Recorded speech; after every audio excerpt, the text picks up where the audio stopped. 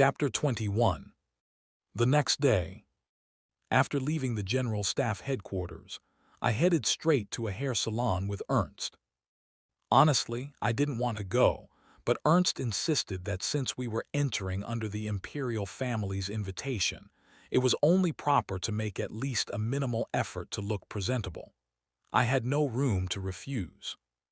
There I adopted the Empire's latest trend, a slick-back hairstyle, and then rode in Ernst's car to the Royal Banquet Mansion.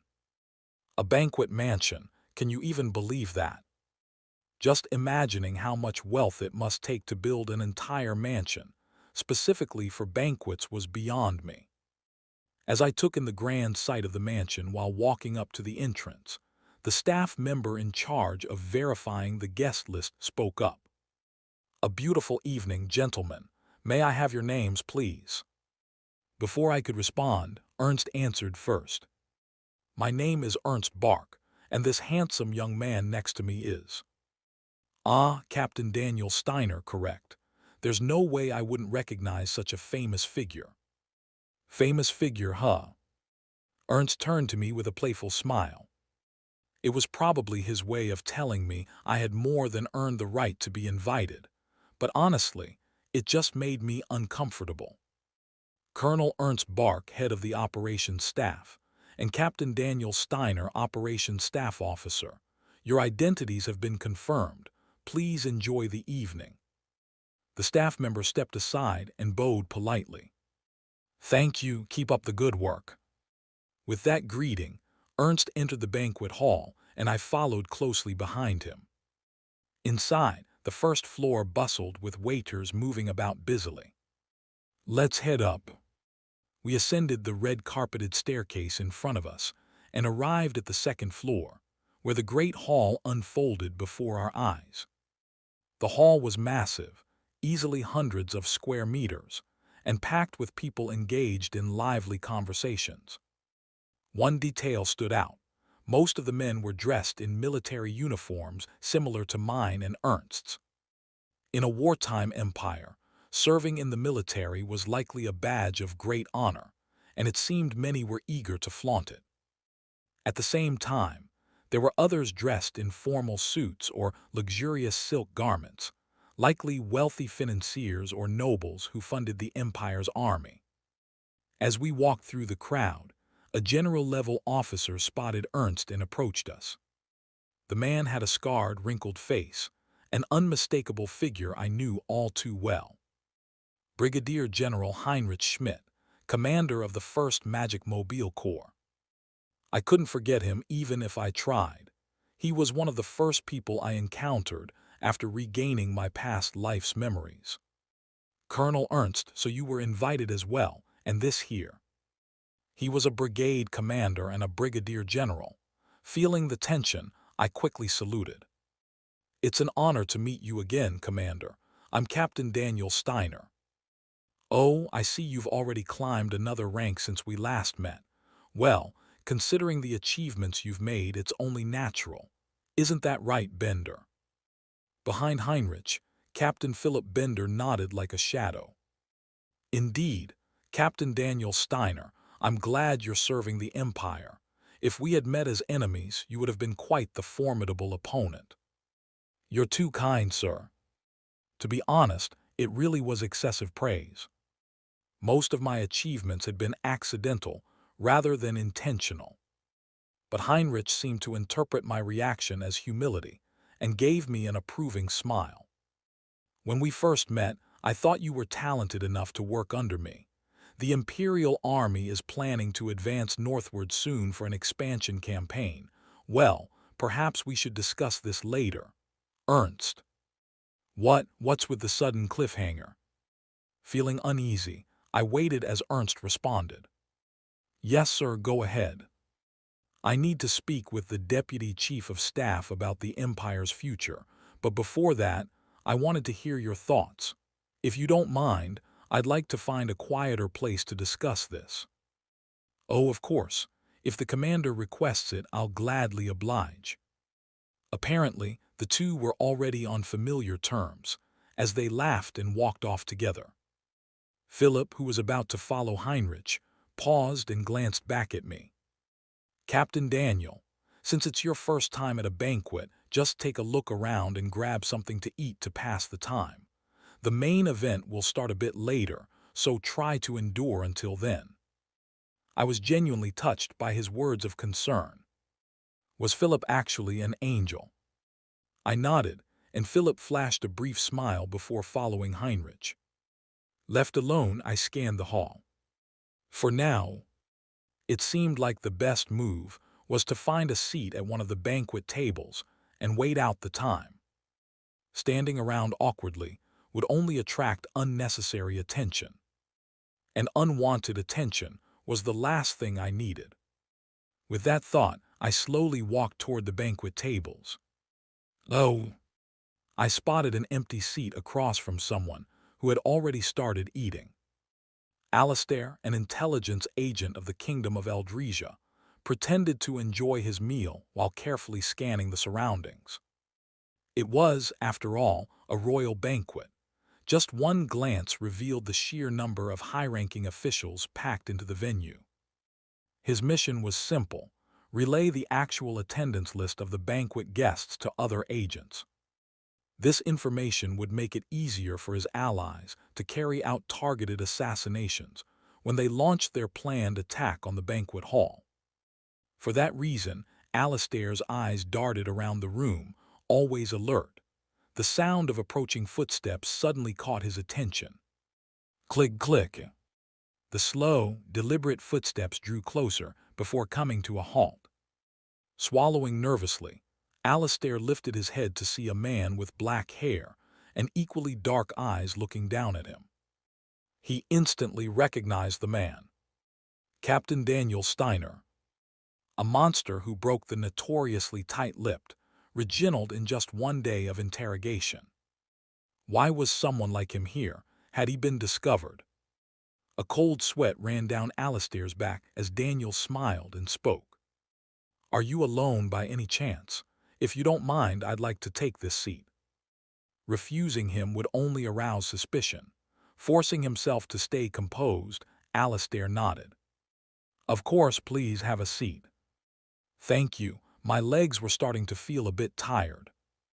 Cracking a light-hearted joke, Daniel pulled out the chair and sat down. Placing his uniform cap on the table, he let out a low breath as if finally relaxing. "I forgot to introduce myself. My name is—" "I already know. Captain Daniel Steiner, correct?" Daniel widened his eyes in surprise. "You know me?" "Of course. Who in the capital doesn't know Captain Steiner? Anyone who doesn't must be a spy." "Wow, I wasn't aiming for fame, but it seems I've earned it anyway." Daniel sighed, then glanced at the food Alistair was eating and let out an impressed "oh." "Isn't that Spätzle and Schnitzel on the side? You must be from the south." Wiping the corner of his mouth with a napkin, Alistair nodded. "That's right. Spätzle was a staple in my hometown." "Spätzle as a staple? You're from Baron Beta Gen's domain, specifically the Baltsac region, right?"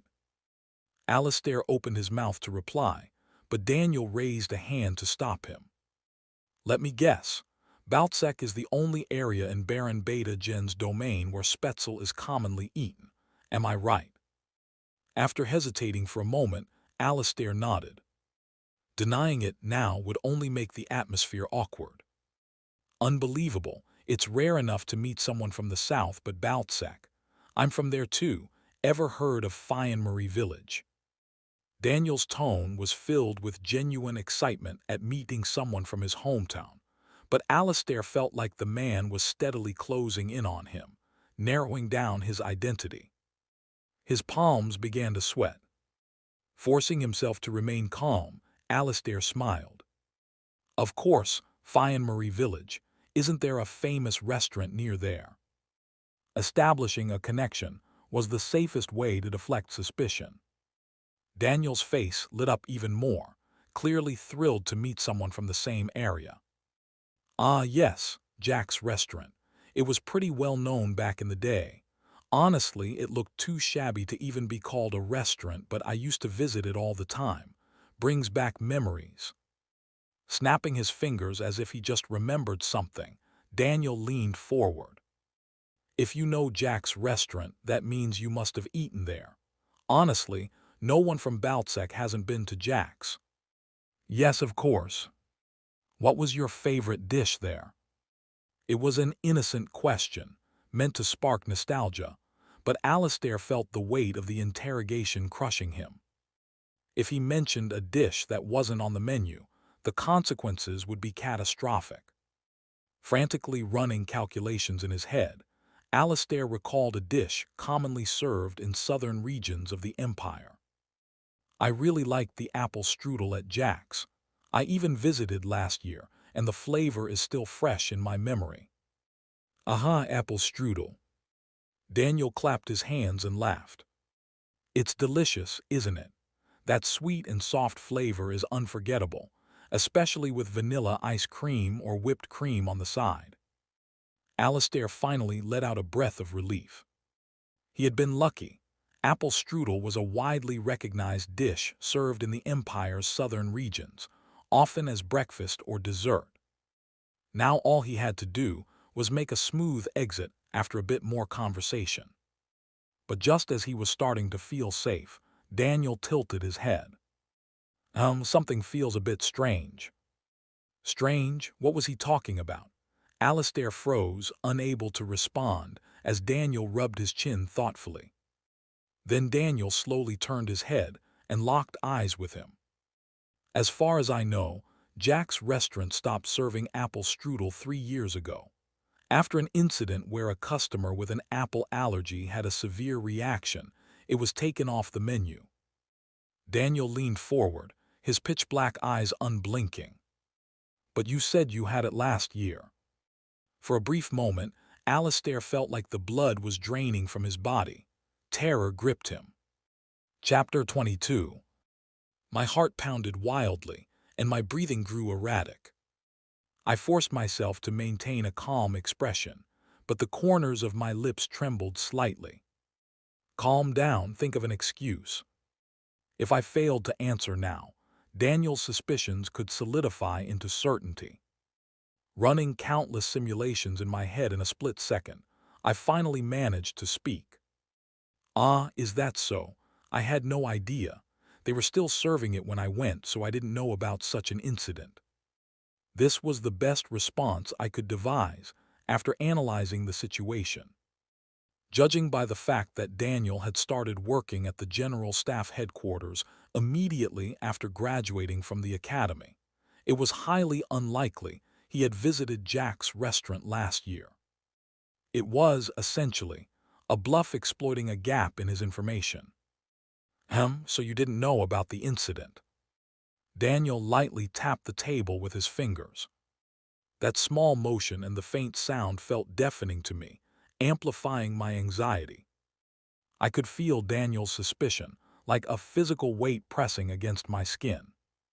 Meanwhile, Daniel himself wasn't actually thinking much of it. Maybe they started serving it again last year. It was a delicious dessert, so the owner might not have wanted to take it off the menu permanently. Besides, the incident had occurred because a customer with an allergy mistakenly ordered it, not exactly the restaurant's fault. Convinced by this line of thought, Daniel gave a slight nod and looked back at me. So it seems they started serving apple strudel again. Of course, I'd have to check with Jack's restaurant to confirm. Oh, and one more thing. Just as Daniel began to ask another question, the hall filled with the sound of classical music from the orchestra. Applause erupted as the gathered guests turned toward the grand staircase. The imperial family had begun descending slowly from the 3rd floor, holding onto the railing as they made their entrance. This signaled the start of the main event Philip had mentioned earlier. As an imperial officer, Daniel was obligated to pay his respects to the royal family, so he could no longer continue the conversation. Well, it seems we're out of time. I suppose we'll have to leave it here. Smiling, Daniel picked up his cap from the table and stood. I hope you enjoy the rest of the evening. Giving me a small nod, He tucked the cap under his arm and walked off toward the crowd. Relief flooded through me as I watched him leave. Thank God. If he had pushed just a little further, I might have been exposed. Feeling momentarily at ease, I glanced back at Daniel, only to freeze. He was talking with what appeared to be the head of operations, and occasionally glancing in my direction. Damn it! Daniel still hadn't let go of his suspicions. He was definitely telling his superior that I seemed suspicious. Suppressing a curse, I quickly stood and made my way to the restroom. After ensuring the room was empty, I raised my wrist and pressed the transmission button on the miniature radio disguised as a watch. Speaker respond, this is camera shop. After a short pause, the device crackled to life.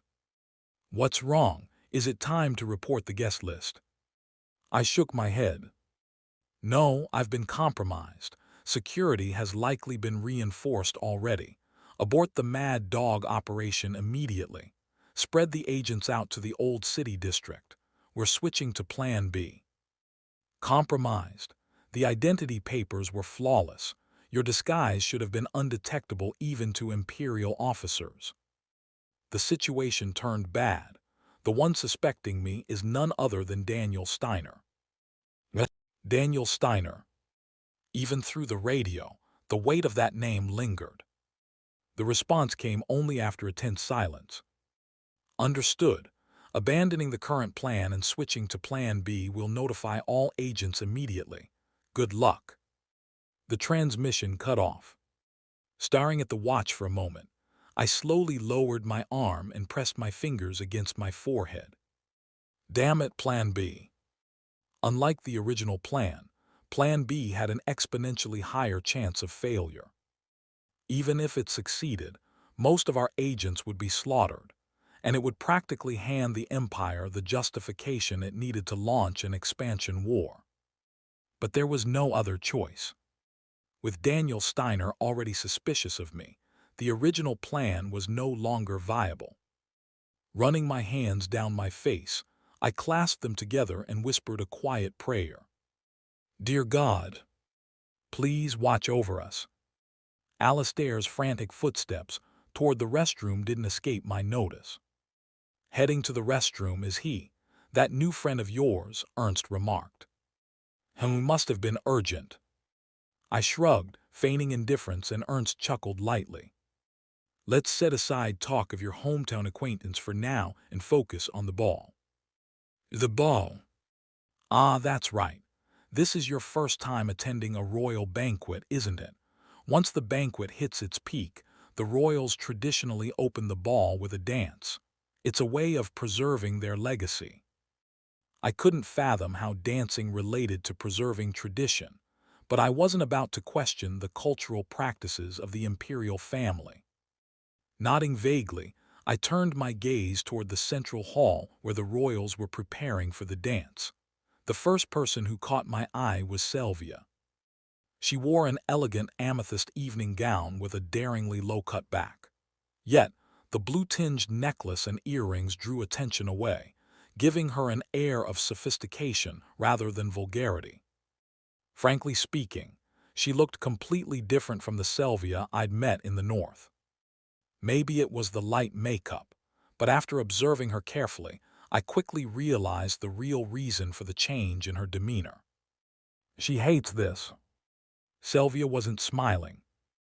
The playful and confident smirks she often wore in the north were nowhere to be seen. Then again, if I were dressed up and paraded in front of strangers, forced to dance under their watchful eyes in the name of tradition, I wouldn't be thrilled either. But regardless of Sylvia's feelings, the banquet hall dimmed as the music announcing the start of the dance began to play. Smiling royals paired off with their partners and started to dance. Sylvia joined in as well, but unlike the others, her expression remained cold and detached. And yet to me, even that stoic expression seemed captivating.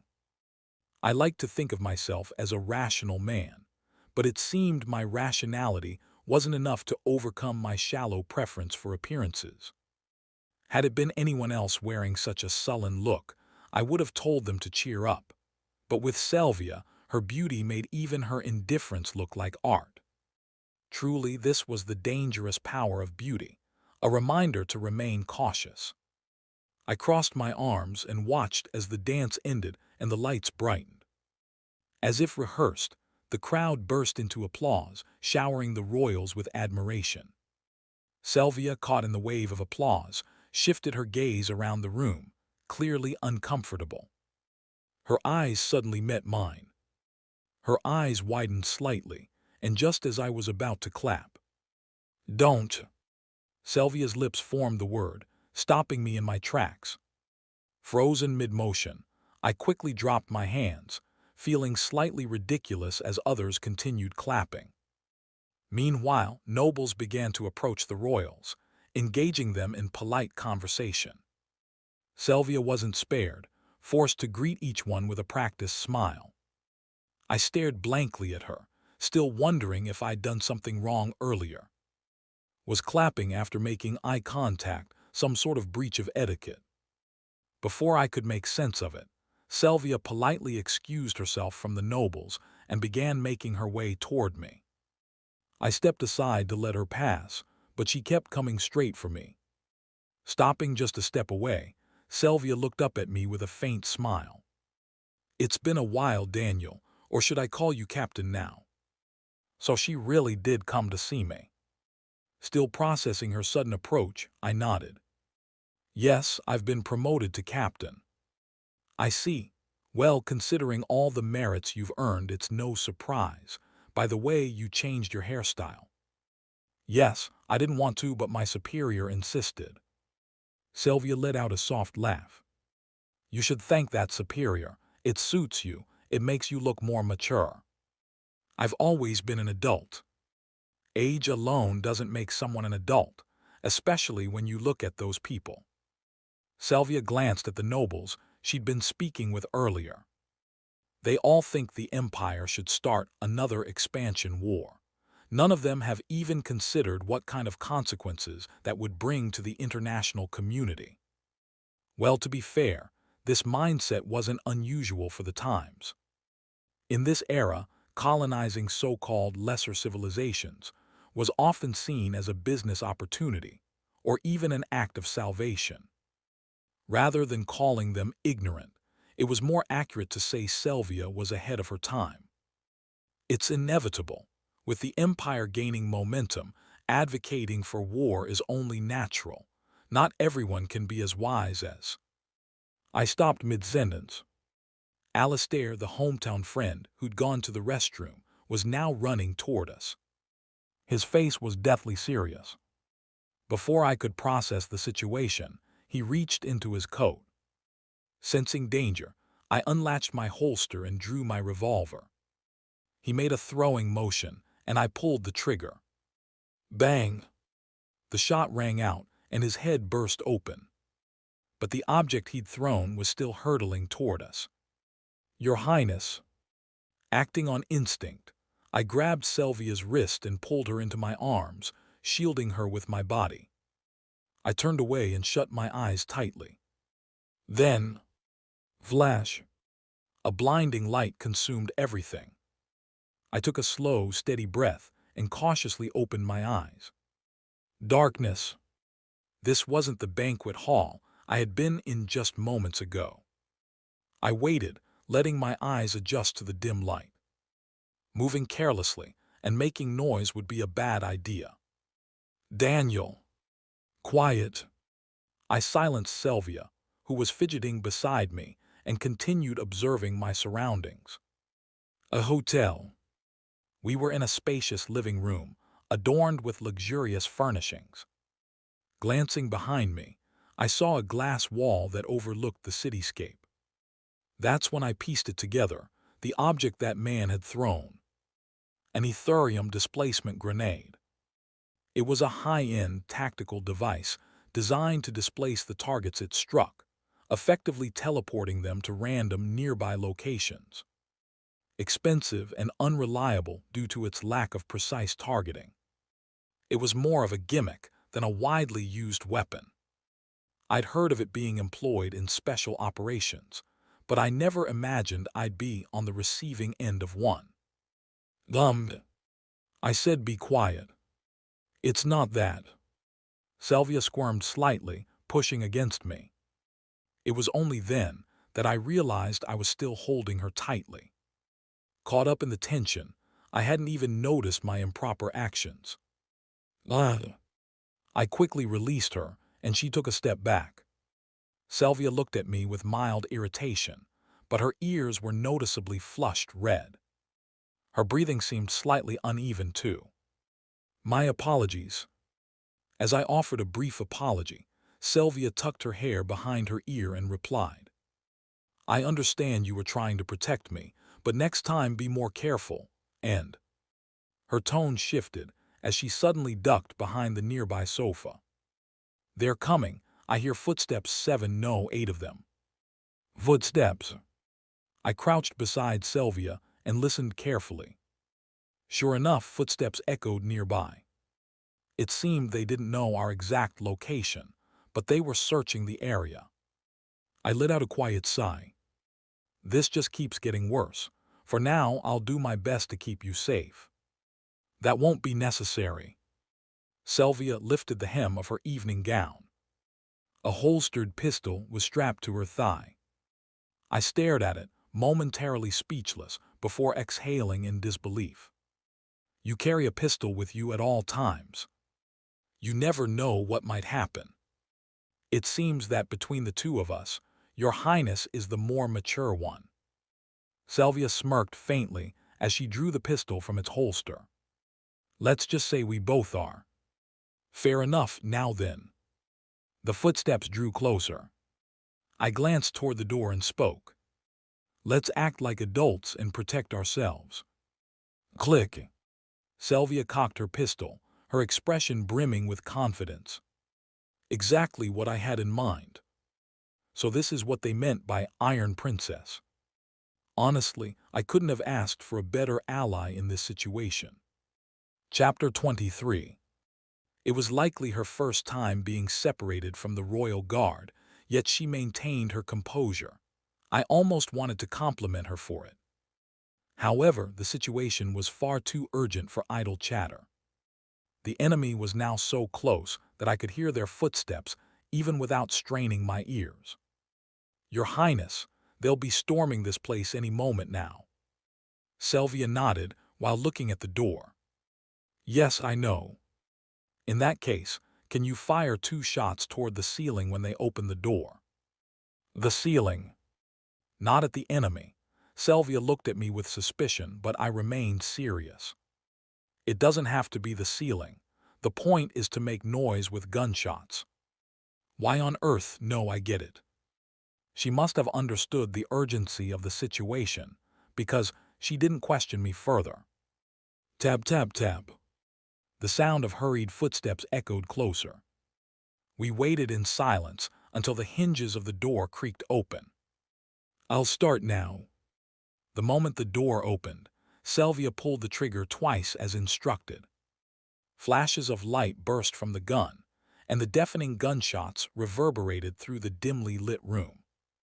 The agents who had been about to enter immediately retreated outside. Then silence followed. They were likely pressed against the hallway walls, communicating through hand signals to decide how to proceed. Or more accurately, they're discussing how to kill us. Given the commotion at the banquet hall, they couldn't let us leave the Empire alive. That meant their mission wasn't to kidnap the princess, it was to eliminate her. But from their perspective, they had no way of knowing exactly where the princess was hiding. They had been startled by the gunshots right after opening the door. Behind the sofa, behind the bookshelf, under the desk, or perhaps someone had fired from another room entirely. The possibilities were endless. And in situations like this, the usual conclusion involved grenades. Toss a grenade where they suspected we might be and gauge our reaction. I was waiting for that exact moment. As I nervously swallowed, focusing my senses. Click! The faint sound of a grenade's safety pin being pulled brushed against my ears. Immediately accelerating my neural reactions, I stood up and drew my revolver. Through the door, I saw the agent tossing the grenade toward us, moving as if in slow motion. Failure wasn't an option. Holding my breath, I carefully aimed at the grenade and pulled the trigger. With a bang, the bullet flew, and time resumed its normal flow. Boom! The grenade exploded midair, scattering shrapnel in all directions. Arg! Arg! The agents hit by the shrapnel screamed, breaking the tense silence. I felt like throwing up from the strain of neural acceleration, but I couldn't let this opportunity slip by. Your Highness, I understand. Sylvia and I rushed out into the hallway, where an agent who was still alive reached for his pistol. Before I could act, Sylvia pulled the trigger first. Bang!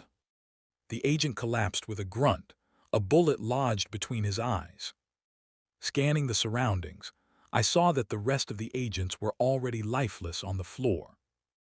We had taken out 8 of them in a flash, but it wasn't time to relax yet. Your Highness, the gunshots will draw more agents here. They wouldn't have sent only 8 for a mission like this.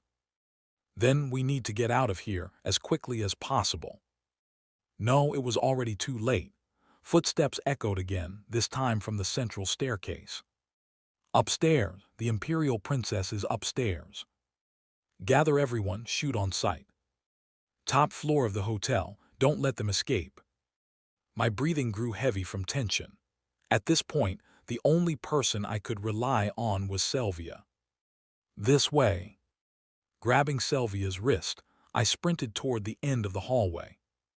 Still following me, Sylvia shouted in panic. Daniel, that's a dead end. It's not a dead end. The wall is made of glass, isn't it? What are you?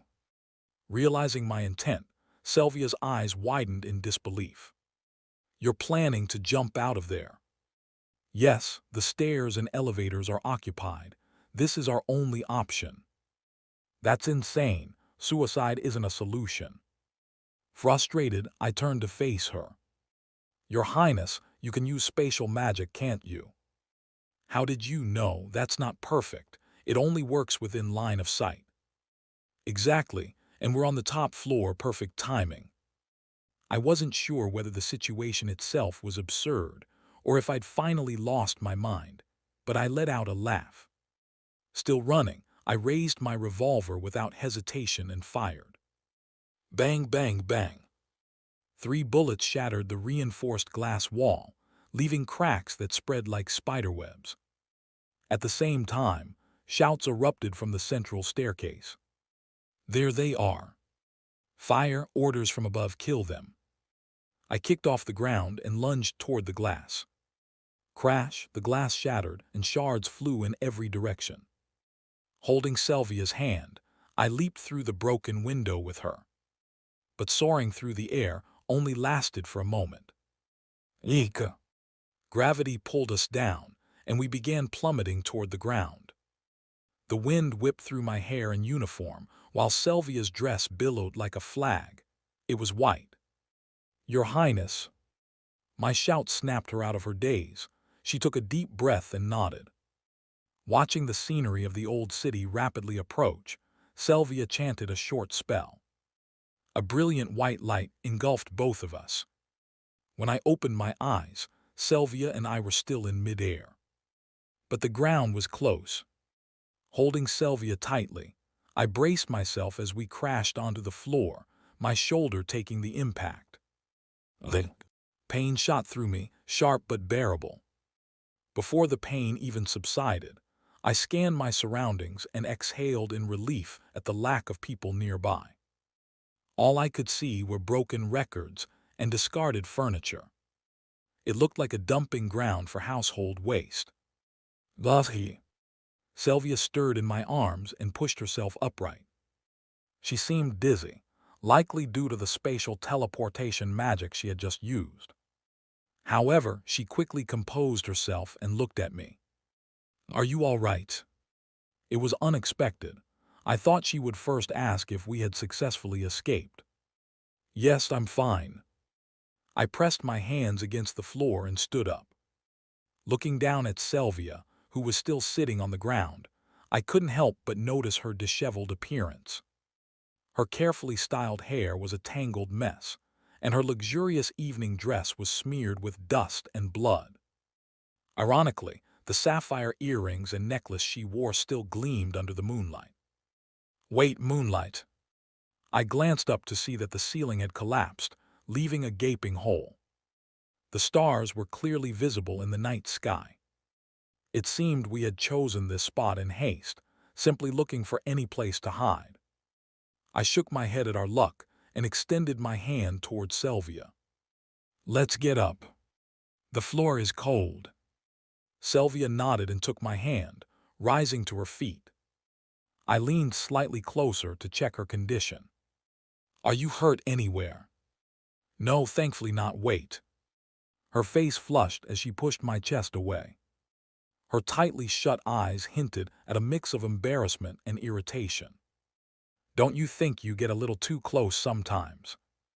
I was only concerned for your Highness's safety.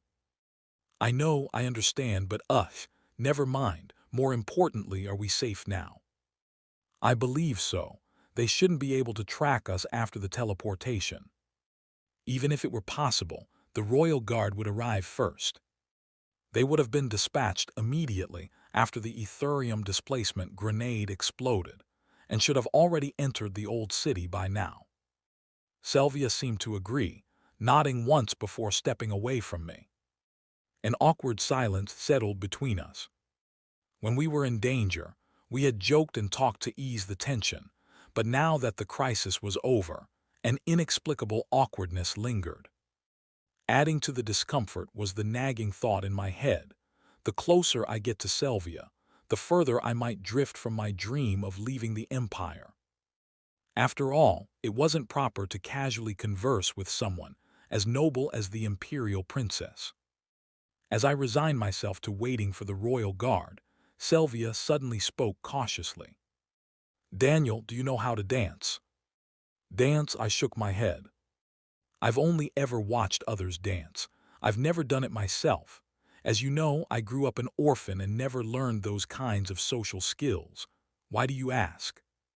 I just thought dancing might be better than sitting here bored. The banquet won't be over for a while anyway. She wasn't wrong.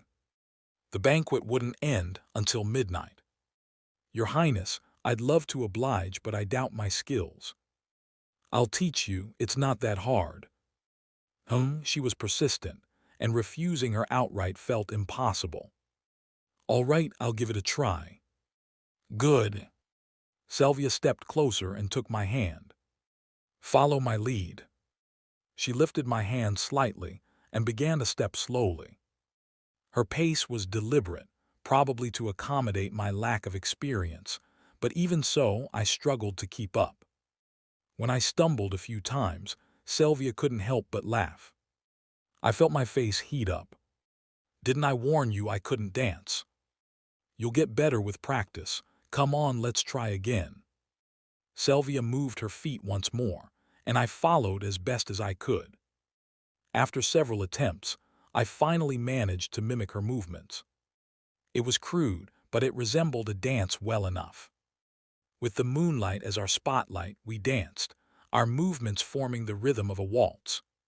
Suddenly, the distant hum of a helicopter broke the stillness. Your Highness, the Royal Guard. Don't stop. I was about to tell her this wasn't the time to play around, but stopped myself. Sylvia was smiling, a soft, content smile unlike the composed expression she had worn at the banquet hall. For some reason, I didn't want to ruin that moment. So I continued moving, and we danced until our steps completed the waltz. As I stood there, stunned that we had finished the dance, Sylvia released my hand and looked at me. Remember this: knowing how to dance like this will ensure you're never underestimated anywhere. Before I could find the right words to respond, the helicopter noise grew louder, and the sound of its rotors roared above us. Your Highness, A sudden shout drew my attention upward. A grizzled soldier nearing 60 stood in the helicopter's doorway, fully armed. He quickly grabbed the radio strapped to his shoulder and pressed the transmit button. Headquarters, this is Old City, altar marked Route 87 Waste Disposal Site. We've located Her Highness and Lieutenant Daniel. Both are safe aside from minor injuries. Send reinforcements immediately. I repeat, this is Old City. For the first time, the tension drained from my body, and relief washed over me. Sylvia and I exchanged glances, and without knowing why, we both burst into quiet laughter. It was the end of spring. Chapter 24. Following the terrorist attack at the banquet, now referred to as the Ethereum Displacement Grenade Assassination Incident, the Imperial forces successfully tracked down and either eliminated or captured the perpetrators in the Old City. The surviving terrorists were handed over to the military police for interrogation. During this process, Cedric Bendel, the Deputy Chief of Operations in the Imperial General Staff, who attended to gather intelligence, overheard an interesting statement. "It's because of that bastard, the reason we failed our mission." Rackle, the leader of the captured terrorists, spoke abruptly while undergoing torture in the underground interrogation room. Judging by his dazed eyes, he didn't seem fully aware of what he was saying. However, what mattered was that after enduring torture in complete silence, he had finally opened his mouth. As the interrogators murmured among themselves, Cedric spoke up. "Interrogator, give him water." At Cedric's order, Bendelin nodded and brought a cup of water, pouring it into Rackle's mouth as he sat tied to the chair. Deprived of water for days, Rackle greedily gulped it down the moment it touched his tongue. "That's enough." At Cedric's command, Bendelin pulled the cup away. Rackle cursed but could do nothing more than that, bound tightly to the chair. Watching him silently for a moment, Cedric smiled and said, "I'd like to hear more details.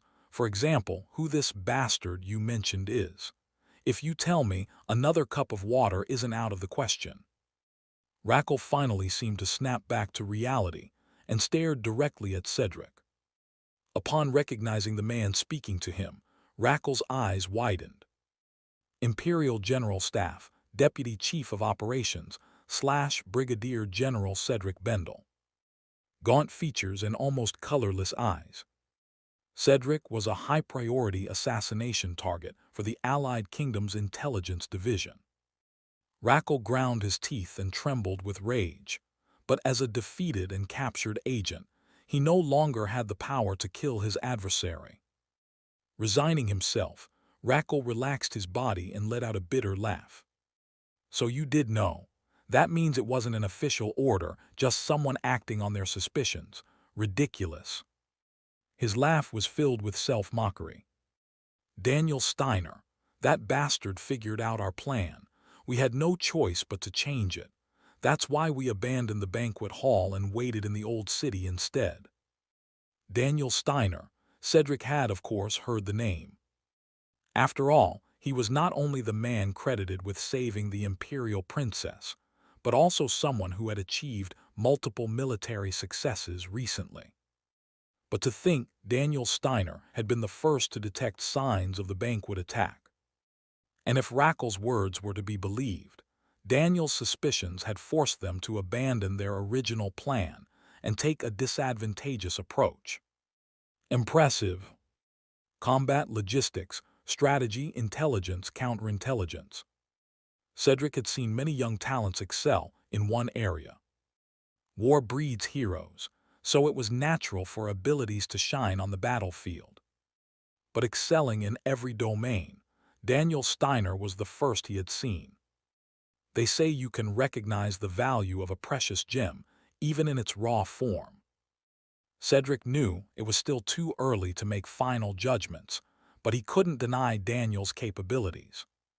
Perhaps Daniel Steiner would become the spearhead that led the Empire to victory. After unintentionally saving the princess, I spent the next week being dragged around. Even when I politely declined invitations, they practically forced me to attend. I had no choice but to pose for pictures with politicians and dine with nobles. By the time I finally returned to headquarters, I had greeted so many people I couldn't even remember who they were. Thinking I could finally relax. Where is Captain Daniel Steiner? Can someone tell me his location? Was wishful thinking. This time, a group dressed in the uniforms of the Royal Guard stormed into the operations office. Leading them was a man wearing the Golden Wing insignia, the mark of the chief bodyguard. I recognized him immediately. He was the man who had first rescued Sylvia and me at the waste disposal site in the old city. See, Captain Steiner is over there. The staff in the office were visibly flustered. Feeling guilty for the disruption, I stood up and said, "I'm Daniel Steiner. What business do you have with me?" "Oh." The older man let out an amused sound and approached me. "Nice to meet you, Captain Steiner. I'm not sure if you're aware, but I'm Lieutenant Colonel Hartman, Chief of the Royal Guard." How could I not recognize the legend of the battlefield? "I sincerely thank you for your assistance the other day." "Haha, thank me. That's absurd. I should be the one thanking you. Thanks to you, Her Highness was able to return safely." His voice matched his large frame, booming and commanding. Ernst, who had been working in the operations chief's office, peeked outside and froze in surprise. "Lieutenant Colonel Hartman, Chief of Security, what brings you here?" Despite holding a higher rank, Ernst seemed to be the one feeling nervous. I could understand why. If the Royal Guard suddenly stormed into the operations office, I would probably be sweating too. "Ah, Colonel Ernst, I'm here to carry out an order from His Majesty." At the mention of an imperial command, Ernst visibly paled. The idea of the Royal Guard delivering orders from the Emperor rarely carried good news. "Don't tell me someone in the general staff has fallen out of the royal family's favor." Hartman blinked in confusion before bursting into laughter. "Come now, don't be so harsh. It's quite the opposite, in fact. I'm here on behalf of His Majesty to bestow the Medal of Honor for National Service upon Captain Daniel Steiner." "Medal of Honor for me?"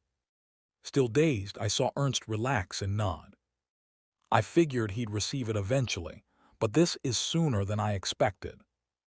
The sooner, the better. Rewards and punishments are the foundation of the empire, after all. Ideally, His Majesty would have awarded it himself, but as you know, the Emperor is quite busy preparing for the northern campaign. "I understand, please proceed."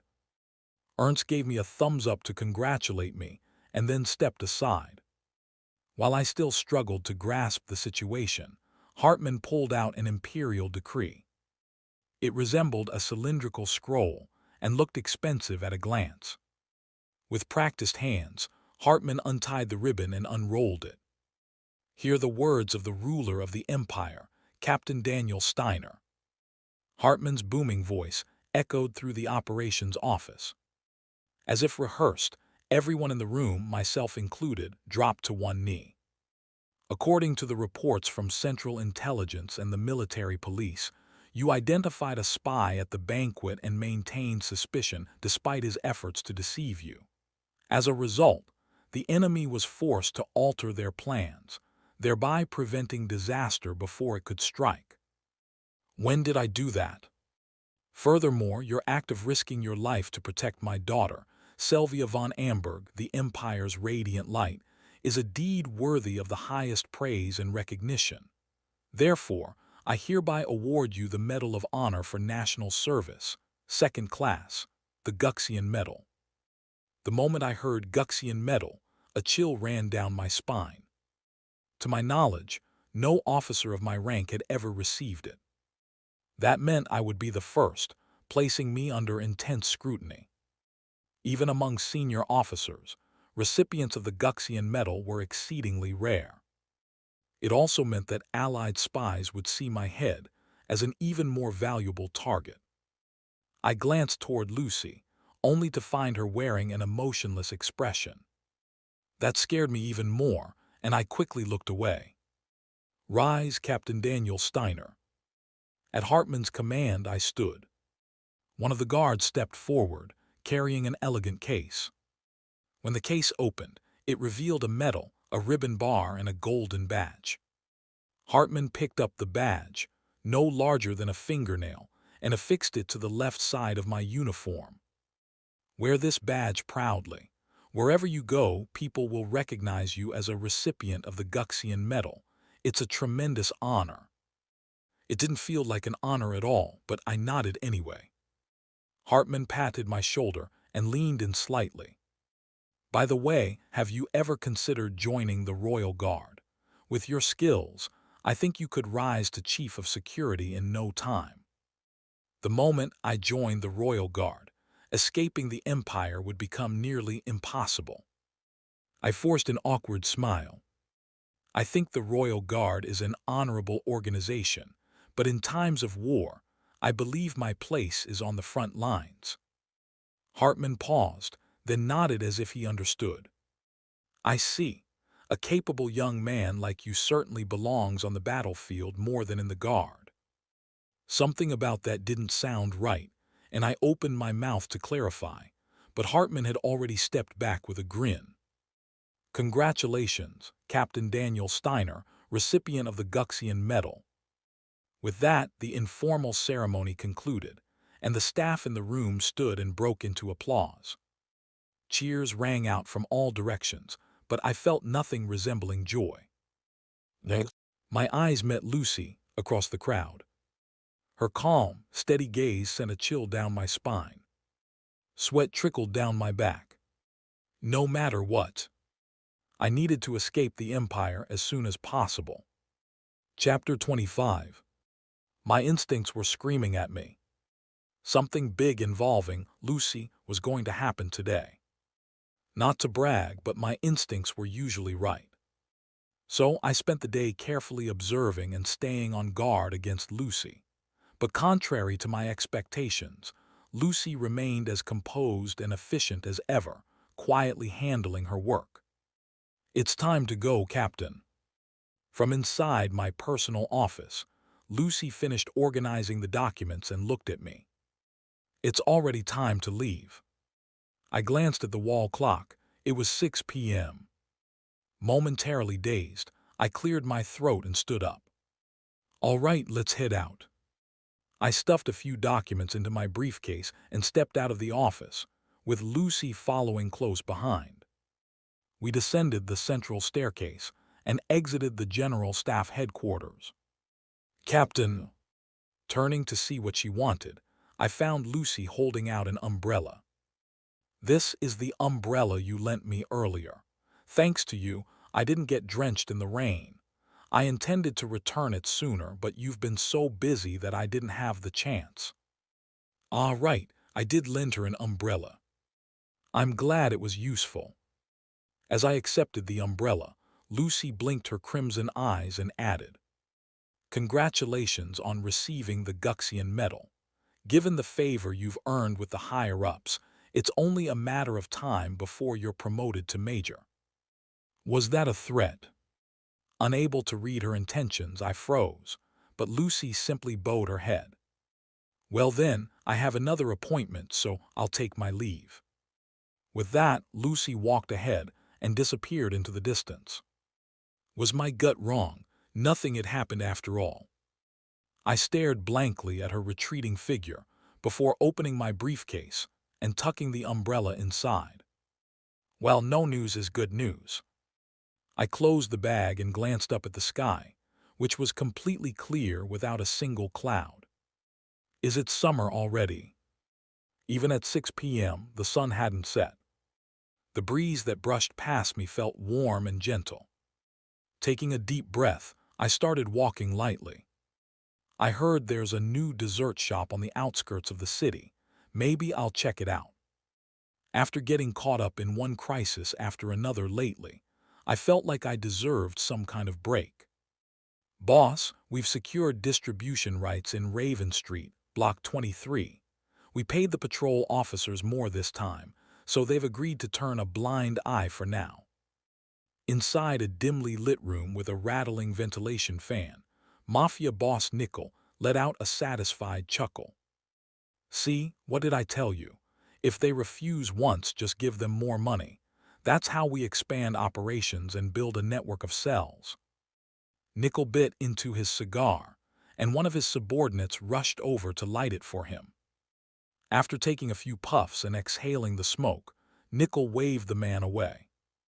Tapping the ash into a tray, Nickel grinned. Tell everyone to dress up. We're meeting with the customs inspector today. Greasing his palms should make smuggling opium a whole lot easier. Yes, boss. As his subordinate shouted in response and left the room, Nickel took another puff and heaved his massive body up.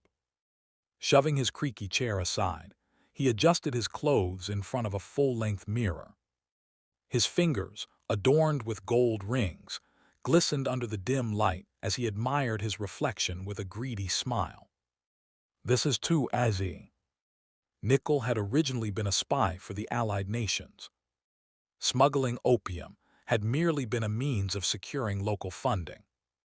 But as the scale of operations grew, and he amassed a crew of 30 men, Nickel's desire for wealth overtook his loyalty to his homeland. And so he betrayed both his country and his network. Running an opium business in the empire was far more comfortable and profitable than risking his life as a spy. Over a year had passed since he last responded to his handlers, and he felt no guilt about it. They treated me like disposable trash anyway. He no longer saw any reason to follow orders. Having finished justifying his actions, Nickel turned to leave for his meeting with the customs inspector. Click. The chilling sound of a silencer pressed against the back of his head stopped him. Confused, he looked at the mirror and saw the air behind him shimmer and distort. Optical camouflage, a high-level technique that used mana to bend and reflect light, rendering the user nearly invisible. Very few people, either in the Empire or the Allied nations, could wield such technology. So who was this person, now deactivating their optical camouflage? Cold sweat dripped down his face as the figure slowly revealed herself, a woman with crimson eyes. Nickel's heart pounded violently. He had heard the rumors.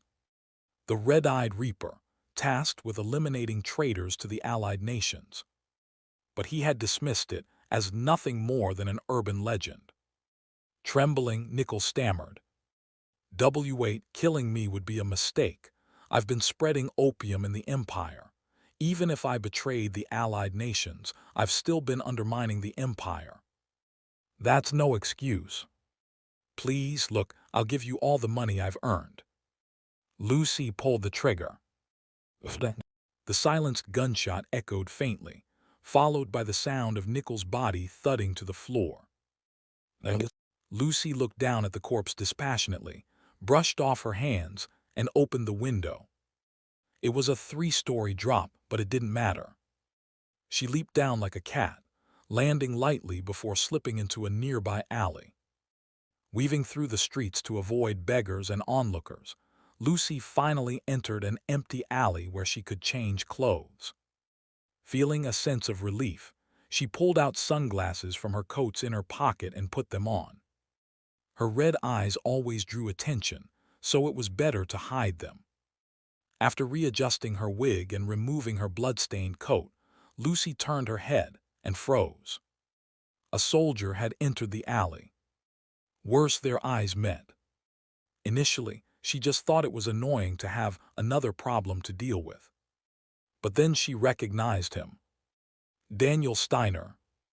The black-haired soldier with sharp, wolf-like eyes was unmistakably Daniel Steiner. For once, Lucy's expression faltered.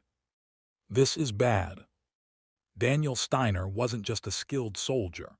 He was also infamous for exposing and interrogating spies.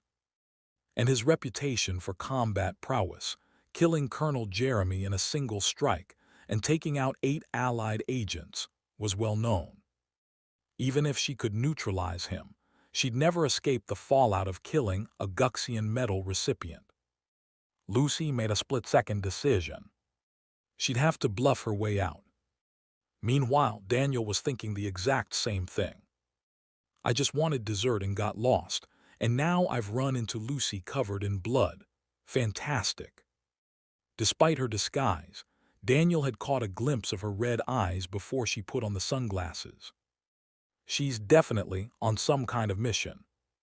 Revealing he knew could get him killed. So he reached a conclusion. I'll have to pretend I don't recognize her. The two locked eyes in silence, each thinking. I have to deceive him. I have to play along. Ironically, both were completely aligned, just in opposite roles. Chapter 26. I swallowed dryly and adjusted the position of my uniform tie. For now, it's best to act as naturally as possible. Clearing my throat, I walked toward Lucy. I didn't expect to meet someone here, so I was a bit surprised. More importantly, there's blood on your coat. Did something happen here? Lucy hesitated for a moment before speaking nonchalantly. There was an incident. An incident, you say? Yes. To explain, I work as an emergency medicine specialist and surgeon at the Central Hospital. While walking home after my shift, I encountered a citizen bleeding from a mugging and got blood on my coat while administering first aid. Her tone was calm and even, almost unnervingly so. Not even 30 seconds had passed since we made eye contact and I asked my question, yet she rattled off a plausible explanation without hesitation. It was impressive, almost disturbingly so. So this is what a spy looks like.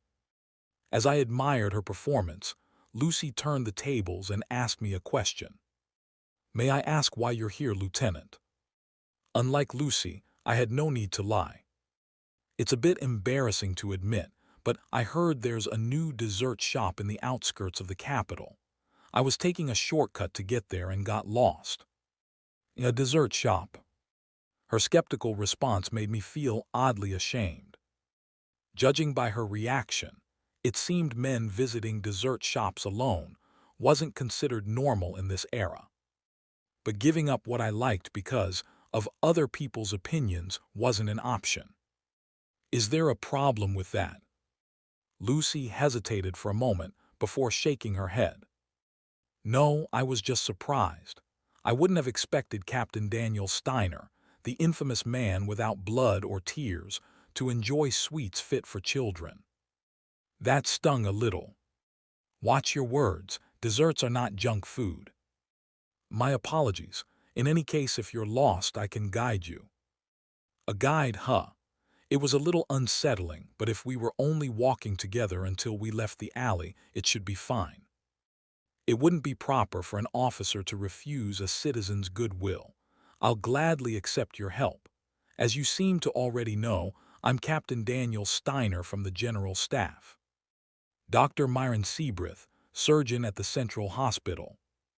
Lucy and I exchanged a brief handshake before walking down the alley. Following half a step behind, I stole another glance at her. Perhaps she thought discarding her coat in front of me would be suspicious. She had turned it inside out to hide the bloodstains and slung it over her arm. She carried a shoulder bag as well, and no matter how I looked at it, it seemed obvious that it held a pistol and other assassination tools. I can't let her open that bag under any circumstances. I had no idea what kind of carnage would unfold if she did. Lucy Emilia wasn't just a spy. Her combat abilities were downright monstrous. She probably didn't realize it herself, but if she went all out, she could wipe out a small battalion on her own. That's precisely why I'd tried to avoid running into her. But now she was not only my adjutant but also pretending to be a doctor right in front of me. It gave me a headache. The only silver lining was that Lucy seemed just as uncomfortable being around me. Once we left the alley, we'd be able to part ways cleanly. This is it. As we emerged from the alley, the main street came into view with a streetcar rolling by. The sun had set completely, and the streetlights had turned on. The cool evening breeze mixed with the gentle murmur of pedestrians, creating a pleasant atmosphere. I was about to bid Lucy farewell when I stopped short. "Oh, Captain Daniel, are you by any chance Captain Daniel Steiner?" A man in a police uniform walking along the sidewalk had spotted me and was approaching with familiarity. He scrutinized me closely before exclaiming in admiration, "Ah, it really is you, Captain Steiner. My God, who would have thought I'd run into the Empire's hero on the street?" I had considered the possibility of being recognized, but running into a cop while I was with Lucy in disguise didn't feel like a good omen. And to make matters worse, that navy blue police uniform was one I recognized. Only members of the Security Bureau were allowed to wear it. The Security Bureau, commonly referred to as the secret police or ideological police, existed solely for counterespionage. Judging by Lucy's slight shift in posture, she understood the situation as well.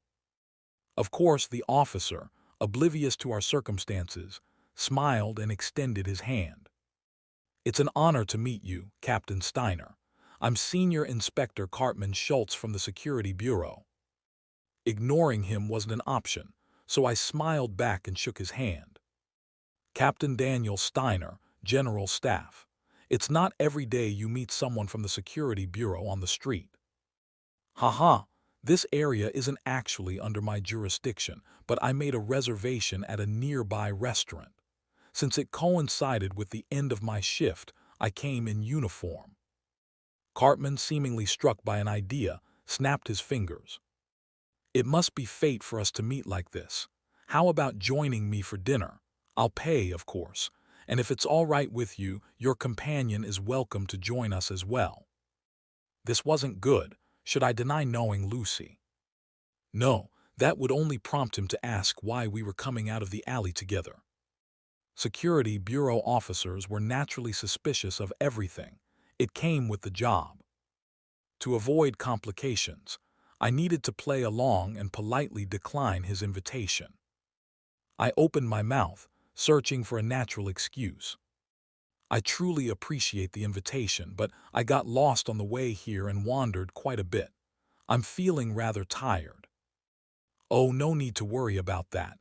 The restaurant I'm heading to is just around the corner. Do you see it?" Cartman pointed, and sure enough, the restaurant was only a block away. Realizing I couldn't refuse any further, I nodded. "If you're going that far, then I won't decline. Let's go." I noticed Lucy nervously swallowing, but there was nothing we could do. It was force majeure. The restaurant we entered with Cartman was a high-end establishment frequented by the upper class. The luxurious tableware, elegant interior design, and impeccably dressed waiters were enough to feast the eyes. We were guided by a waiter to a window-side table overlooking the city. After placing a simple order, Cartman gave me a soft, friendly smile. It's truly fascinating no matter how many times I think about it. Seeing a hero I've only read about in newspapers and seen on TV right in front of me feels almost surreal. A hero, that's far too much praise. No need to be modest. In fact, many people in our Security Bureau are fans of yours, myself included. Haha, I'll be bragging about this meeting for generations to come." As Cartman continued the pleasant chatter, he turned his gaze toward Lucy, who was seated beside me. His expression hinted at curiosity. Something didn't quite add up. "But your companion hasn't removed her sunglasses. It's an indoor setting. There's no need to keep them on." He wasn't wrong, but if Lucy took off her sunglasses, her red eyes would be exposed. And once her identity was compromised, there was no telling what kind of chaos she might unleash. "Not to mention," Cartman added, "she hasn't said a single word. Surely she knows that remaining silent in such a setting could be considered rude. If her hands are occupied, I could help remove the sunglasses. Cartman reached toward Lucy's face. Sensing that she couldn't deceive both the security bureau officer and me simultaneously, Lucy began to move her hand under the table toward her shoulder bag. It was a powder keg waiting to explode. Breaking into a cold sweat, I hurriedly grabbed Cartman's wrist. "Oh, Captain." Cartman looked at me surprised, and I forced an awkward smile. "Oh dear, I completely forgot to make introductions. This woman here served as a military doctor on the Eastern Front. Unfortunately, she sustained an eye injury from enemy forces. I'm sure you understand." Cartman's eyes widened, and he let out a sympathetic sigh. "My God, I had no idea something so terrible had happened. My apologies. I nearly committed a grave offense by asking her to remove her sunglasses, but her silence." As expected of a security bureau officer, he didn't lower his guard so easily. Quickly running through my options, I spoke in a somber tone. "She developed aphasia due to the trauma. She wants to speak, but she physically cannot." Cartman pulled back his hand, fidgeting with his fingers as guilt washed over his face. Hearing that, I realize I've been terribly rude. My sincerest apologies. I suppose it's my job to be suspicious of others. I think I'll step away to the restroom to clear my head." Cartman pushed back his chair and stood, offering Lucy a formal bow before heading toward the restroom. The moment he was out of sight, Lucy turned to me. She looked rattled, more so than usual. I cleared my throat and leaned slightly toward her, whispering just loud enough for her to hear. I know you're innocent, doctor, but we're dealing with a security bureau officer here. You've heard of Special Arrest Authority, haven't you? They can detain you based on nothing more than suspicion." The priority was to dispel Lucy's suspicions that I might know her real identity. If he's already risen to the rank of senior inspector, you can bet he's thrown plenty of innocent people in prison. That's why there's a saying, even an innocent man leaves the security bureau as a convicted spy. I shrugged. "I'm just trying to keep you out of trouble, doctor. What was it again? Myron C. something." Lucy said nothing, simply glaring at me. She seemed pissed. Seeing that, I snapped my fingers like I'd figured something out. "That's right, you're Myron Seabreth, and you've got aphasia. A perfect attitude, really. Until we're safely away from the security bureau officer, you need to stick with this role. Understood?" Lucy remained silent. Her lack of response irritated me, so I pressed her further. "Answer me, with actions if not words." Clearly frustrated, Lucy turned her head away, biting down on her lower lip. This wasn't good. I needed a clear confirmation, so I tapped the table lightly. "Answer." Finally, Lucy let out a low sigh and gave a small nod. She decided, for now, that following my lead was the safest option. Chapter 27. Meanwhile, the mafia members were thrown into chaos after confirming their boss, Nickel, was dead. Having barely recovered from the shock, they quickly began a serious discussion about who had killed him. During this process, a man who claimed to be a witness stepped forward. His name was Valdrin Mekalana. Valdrin stated that he had been smoking a cigarette by an open second-floor window when he saw a woman jump down from the third floor, where the boss had been. At first, he thought he might have been mistaken, but after hearing that the boss had been found dead in his room, Valdrin became convinced the woman was the assassin. He relayed this information to the other members, and the furious mafia quickly united under a single purpose: finding the woman and avenging their boss. And now, Valdrin furrowed his brows as he scanned the fifth-floor window of the restaurant through a foldable telescope. Brown hair, a white knit sweater, a brown coat draped over her knees, and a plain shoulder bag hanging by her chair. Black flats, too, and she's tall for a woman. Apart from the sunglasses, her appearance was an exact match with the woman who had killed their boss. After combing the nearby area, they had finally tracked down the assassin. That goddamn bitch. Grinding his teeth, Valdrin lowered the telescope. The sight of her casually enjoying a luxurious meal after murdering their boss was unforgivable. It felt like she was mocking their entire organization. Suppressing his burning rage, Valdrin folded the telescope, tucked it into his coat, and took out a radio. As he stared at the woman cutting into a steak, he pressed the transmit button. "We've found the woman who killed the boss. Location is does a Bentlicht restaurant, 22nd Raven Street. She looks like she'll finish her meal soon, so all units are to converge here immediately." After finishing the meal and stepping out of the restaurant, Cartman gave a polite bow. "I truly apologize for the offense I caused earlier, miss. I have no excuse for my behavior. Please accept my sincerest apology once more." With Lucy remaining silent, Daniel responded on her behalf. "There's no need to apologize further. Dr. Myron fully understands. Isn't that right, doctor?" Prompted by Daniel's nudge, Lucy reluctantly nodded. Seeing this, Daniel smiled softly and spoke again. "Well then, we'll be on our way." "Ah, of course. It was an honor to speak with you, Captain." "The honor was mine, Inspector.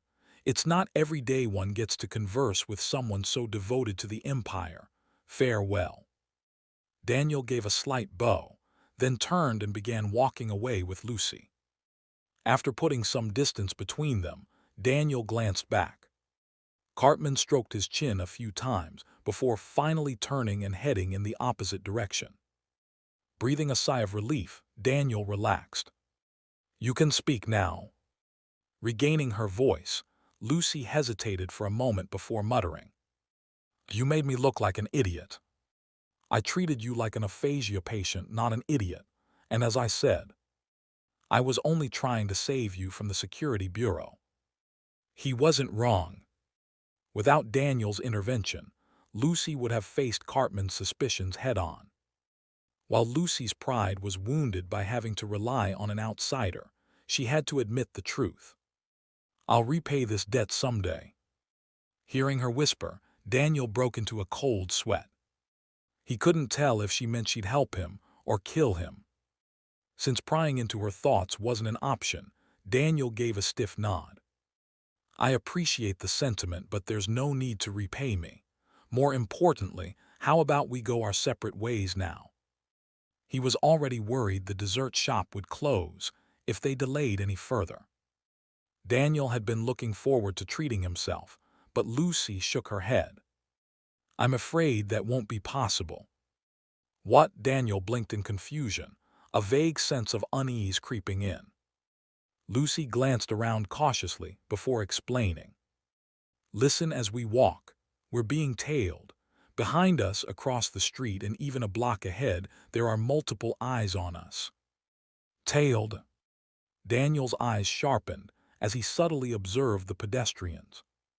Just as Lucy said, several men in suits displayed suspicious behavior. Some had their hands tucked inside their jackets, clearly ready to draw guns at a moment's notice. Their movements were sloppy for spies, but they were undoubtedly organized, a sign they belonged to a criminal syndicate.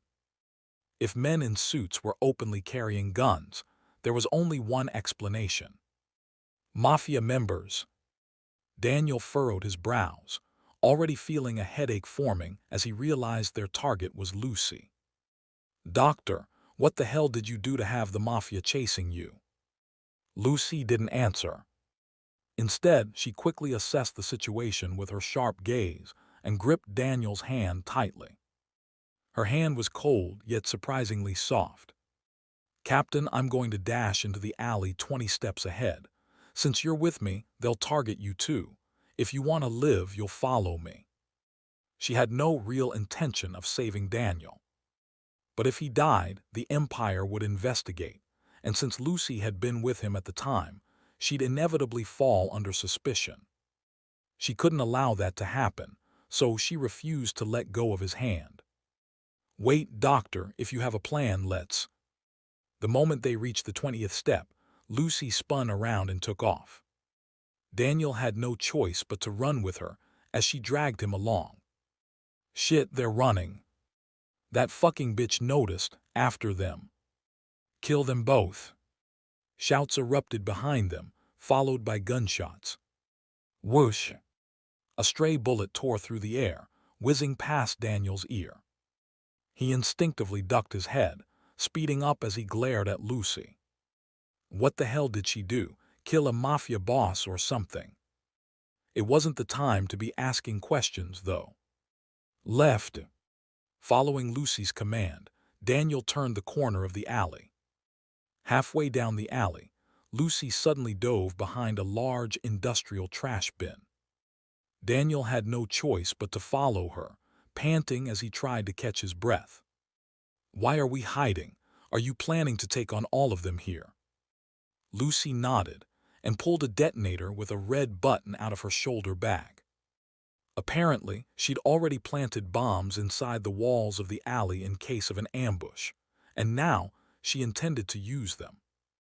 Damn, she's terrifyingly prepared. Understanding her plan, Daniel held his breath and waited. They're trapped in a dead end, after them. Shoot on sight, kill that bastard with her too. The gangsters charged into the alley, shouting threats. But to their surprise, neither Lucy nor Daniel was in sight. Clueless, they moved deeper into the alley, searching. "What the hell? I saw them run in here. Did they climb the wall? No way, it's too high. Shit, check behind the trash bins." As the gangsters' voices drew closer, Lucy pressed the button without hesitation. Boom! A deafening explosion rocked the alley, flames bursting out as the walls blew apart. The ground shook so violently that Daniel squeezed his eyes shut on reflex. "Shit, god damn it." His ears rang painfully. After taking a moment to steady his breathing, Daniel slowly opened his eyes. Finally regaining his composure, he gritted his teeth and stood up. He turned to look at the aftermath of the explosion. Around 30 mafia members lay scattered among the rubble, bleeding and groaning in pain. Speechless, Daniel stared at the scene when the sound of footsteps echoed from the alley entrance.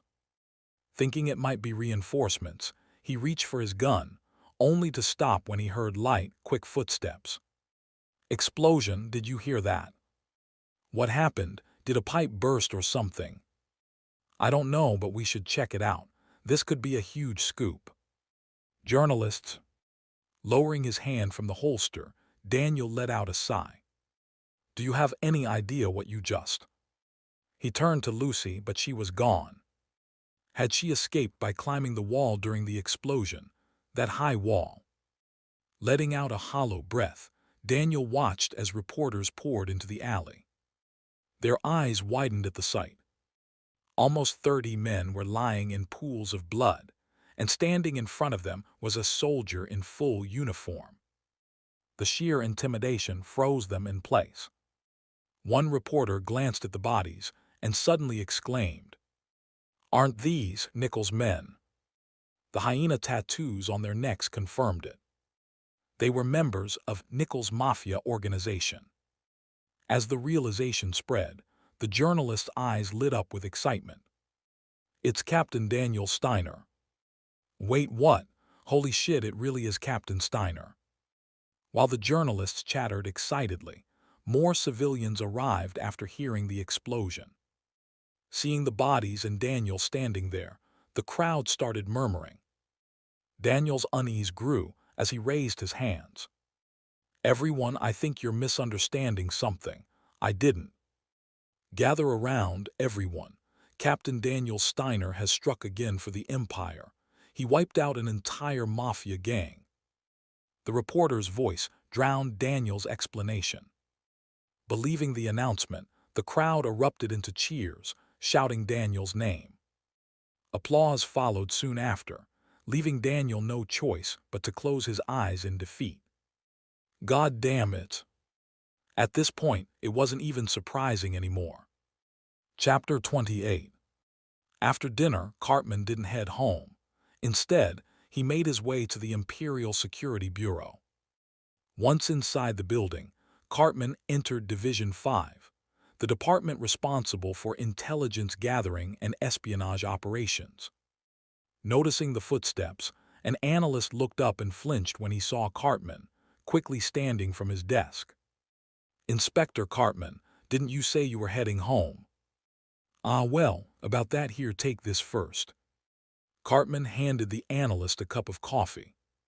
Coffee? The analyst accepted it with a puzzled look, prompting Cartman to explain. "I was on my way home when I suddenly got curious about something. You know me, I can't sleep until I find answers." The analyst nodded hesitantly. Cartman's reputation for producing results within the Security Bureau was well known. "So, could you look into something for me?" "What kind of investigation?" "I need a list of military doctors who served on the Eastern Front and suffered eye injuries that resulted in aphasia. Focus on those with brown hair." The analyst took a sip of coffee and frowned. "That's all. You do realize the Eastern Front is currently operated by multiple field armies, right? There are 17 corps under their command alone. You want me to check all of them?" "I know it's a hassle. That's why I brought a bribe." "Inspector, would you agree to torture in exchange for a single cup of coffee?" Cartman broke into a nervous sweat. "Not 1 cup, 100. And for the record, I had no choice but to ask under less than ideal circumstances." With a sigh, the analyst reluctantly nodded. "There's probably a reason you're asking, but it's going to take a long time. We'll also need cooperation from the Central Intelligence Department." "No problem, it's not urgent." Shooting Cartman an exasperated look, the analyst sat down and began the search. Watching him work, Cartman stroked his chin as he reflected on last night's dinner. "I don't want to suspect Captain Daniel Steiner, but still, it wouldn't hurt to be certain."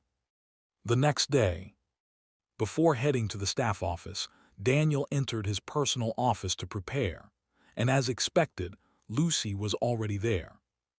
Naturally, she had taken off her wig and sunglasses. "You're here, Captain." The same dry, emotionless greeting as always. It was almost hard to believe this was the same person who had set off explosives and leapt over walls the day before. Feeling a bit put out, Daniel made his way to his desk and sat down. Nothing unusual happened last night. He tried to sound casual as he opened a drawer, but Lucy didn't even look at him. She was busy reviewing documents. "I returned to my quarters immediately after work and rested." "Is that so?" "Meanwhile, I ran into a strange woman on my way to a dessert shop and ended up having a rough night." "Interesting." Her disinterest was so blatant that Daniel couldn't help feeling annoyed. He had been dragged around all day, missed out on dessert, and now she was acting like it had nothing to do with her. Still glaring at Lucy, Daniel took out the day's documents and began sorting them by importance. While he was placing them in his bag, Lucy glanced at him and finally spoke. How strange was this woman? Was she testing him? After a brief hesitation, Daniel stood up and replied. She wore sunglasses indoors. And she couldn't speak properly, probably had aphasia. Her pride was ridiculous too. Even when I tried to help her, she refused multiple times. Honestly, I don't know how she survives in society. What a tragic woman. Lucy fell silent and stared at him, or rather, she glared. The tension in the room was palpable. Daniel cleared his throat and turned away, pretending to focus on his papers. He could almost feel the heat of Lucy's sharp gaze drilling into the back of his head. The atmosphere turned ice cold. My chances of being assassinated were rising by the second. Sensing the danger, I cleared my throat and began walking toward the door. That's enough small talk. We should head to the staff office. We can't afford to be late. Understood. I left the office with Lucy and entered the staff room. I was about to head straight to my desk when I stopped in my tracks. The staff members were gathered around the central conference table, chattering excitedly. This is impressive. Right? It's surprisingly well made for something so rushed. And personnel sure works fast. The article just came out yesterday. What the hell? Curious, I approached them. What's everyone looking at? Captain Dengel, the operations support officer, was the first to turn around. Oh, Captain Daniel, the star of the poster is here. Poster? What poster? I froze the moment I saw it. It was a poster featuring me. I was staring straight ahead, frowning and pointing as if addressing the viewer. Beneath the image in bold letters was the slogan, "Your country needs you." What the hell, am I Uncle Sam now? Speechless, I clicked my tongue.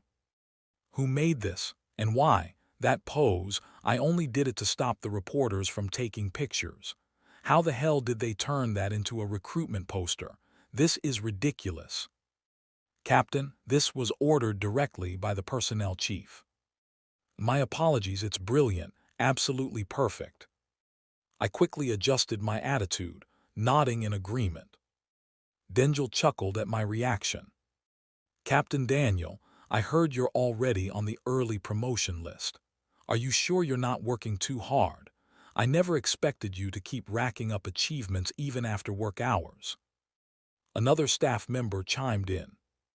Captain Dengel, I doubt Captain Daniel is doing this for a promotion. He's practically the embodiment of imperial ideals. Of course, he's working tirelessly to make the empire even greater. You're right, I misspoke. Compared to Captain Daniel, my salaryman mindset is far too shallow. I wanted to scream that it was all because of a sunglasses-wearing lunatic who blew up a gang, but with Lucy standing right there, I couldn't say a word. Not that anyone would have believed me, even if I did. You flatter me, I said, feigning humility before making my escape. I headed to my desk, pulled out a chair, and turned to Lucy. Lieutenant, do you have today's paper? Yes, here you go. Taking the newspaper she handed me, I skimmed the front page to see what kind of nonsense the reporters had written, and why personnel had turned me into a propaganda tool. Sure enough, my photo dominated the front page. Captain Daniel Steiner strikes again. Mafia organization destroyed. I felt a headache coming on. Suppressing a groan, I read further. Following his heroic act of saving Her Highness from a terrorist attack, Captain Daniel Steiner has once again made headlines with his incredible accomplishments. According to reliable sources, Captain Daniel single-handedly carried out a secret operation to eliminate the mafia organization plaguing the capital. I clenched my teeth and kept reading. After his triumph, Captain Daniel humbly told the gathered citizens, "This wasn't my doing alone. It was the result of everyone working together for the empire." His words left the crowd cheering in admiration. I felt my temples throbbing. They had twisted my words and fabricated details to make me look like some patriotic saint. Unable to read anymore, I folded the newspaper and tossed it onto the corner of my desk. Lucy, who had been watching me, spoke up. Thanks to you, Captain, several corrupt officials connected to the mafia have also been arrested. Most of them were accepting bribes to facilitate the mafia's opium smuggling. Was that in the paper too? Lucy nodded, making me feel even more uneasy. This is bad, if the higher-ups start getting ideas because of this. As if summoned by my thoughts, the door to the staff office burst open, and Ernst walked in. Daniel, Captain Daniel, are you here? He looked so excited that I wanted to pretend I hadn't heard him. But ignoring him wasn't an option, so I stood and saluted. Ah, there you are. Ernst returned my salute and strode toward me. Captain Daniel, Congratulations. I just came from a meeting and the Deputy Chief of Operations wants to see you when you have time. You know what that means, right? The Deputy Chief of Operations was the second most powerful person in the General Staff, just below the Chief himself. Why the hell would someone like that want to meet me? Unease crept down my spine. Captain Daniel. Lucy's voice drew my attention. She was smiling, rare for her, and said, "It looks like you're moving up the chain of command. Congratulations." She was probably just playing the role of a loyal adjutant, but to me, that smile felt mocking.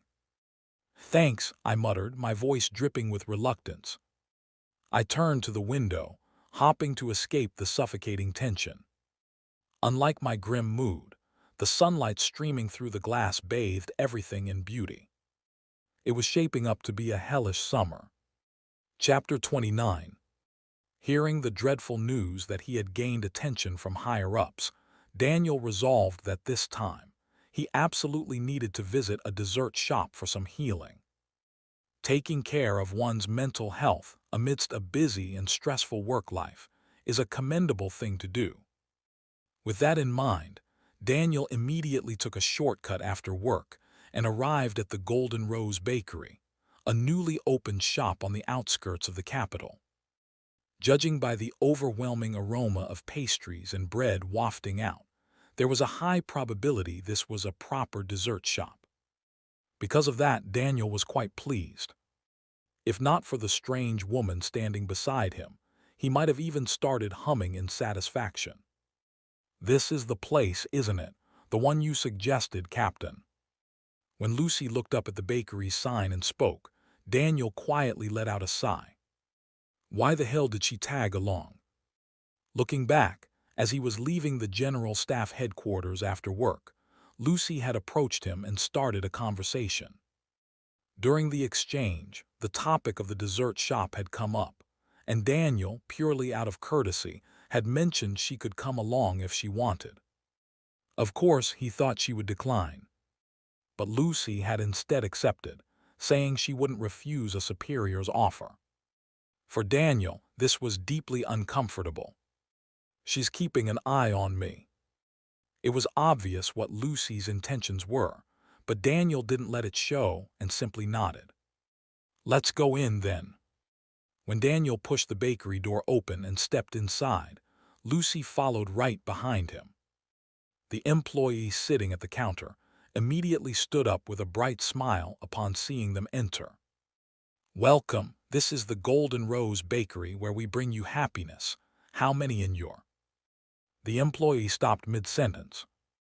Not only had two uniformed officers walked in, but their sharp, intimidating gazes made it feel like the temperature in the room had dropped several degrees. In reality, both of them were just expressionless. But the employee had no way of knowing that. Terrifying. Holding back the urge to cry, the employee forced a stiff smile. "Two guests, I see. Do you already have something in mind?" "Yes, I do." Daniel took off his cap, tucked it under his arm, and smiled faintly. "I heard this place is famous for the Dream Parfait. It's impressive that so many people are already coming here despite it being a new shop. Two, please." Ah. When they'd been expressionless, they'd been scary. But now that Daniel was smiling and speaking gently, there was an unexpected charm to him. An unexpected side, perhaps. Momentarily distracted, the employee quickly nodded. "I'll prepare them right away. Please take a seat by the window if that's all right." Acknowledging the suggestion with a small nod, Daniel walked over and sat by the window. Lucy also sat across from him, setting her briefcase down on the empty seat beside her. She studied Daniel carefully. He seemed so relaxed, idly glancing around as if dessert shops were familiar to him. So he wasn't lying about heading to a dessert shop yesterday. If it had been a lie, that would mean Daniel had known her identity from the start and had been tracking her. And to cover for that, he would have fabricated a hobby like going to dessert shops. But it seemed too natural. as if this really wasn't his first time visiting a place like this. Was it really just a coincidence that we ran into each other? Lost in thought, Lucy suddenly found herself making direct eye contact with Daniel. "Why are you staring at me like that?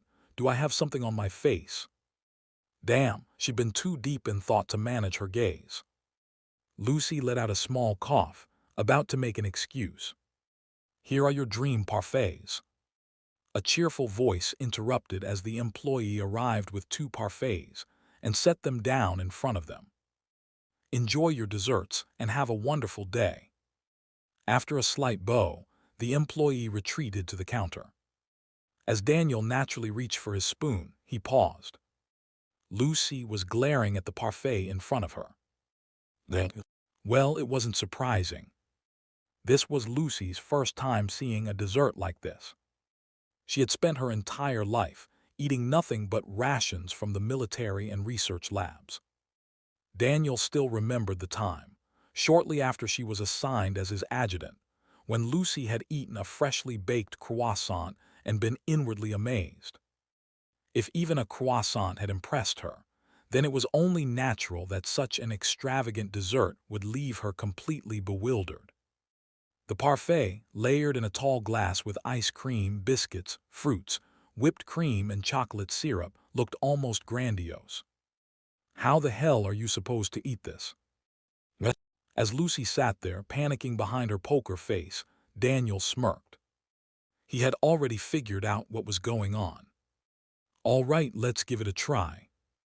Acting like he was talking to himself, Daniel dug his spoon into the ice cream, carefully scooping up some along with a sliced strawberry and whipped cream.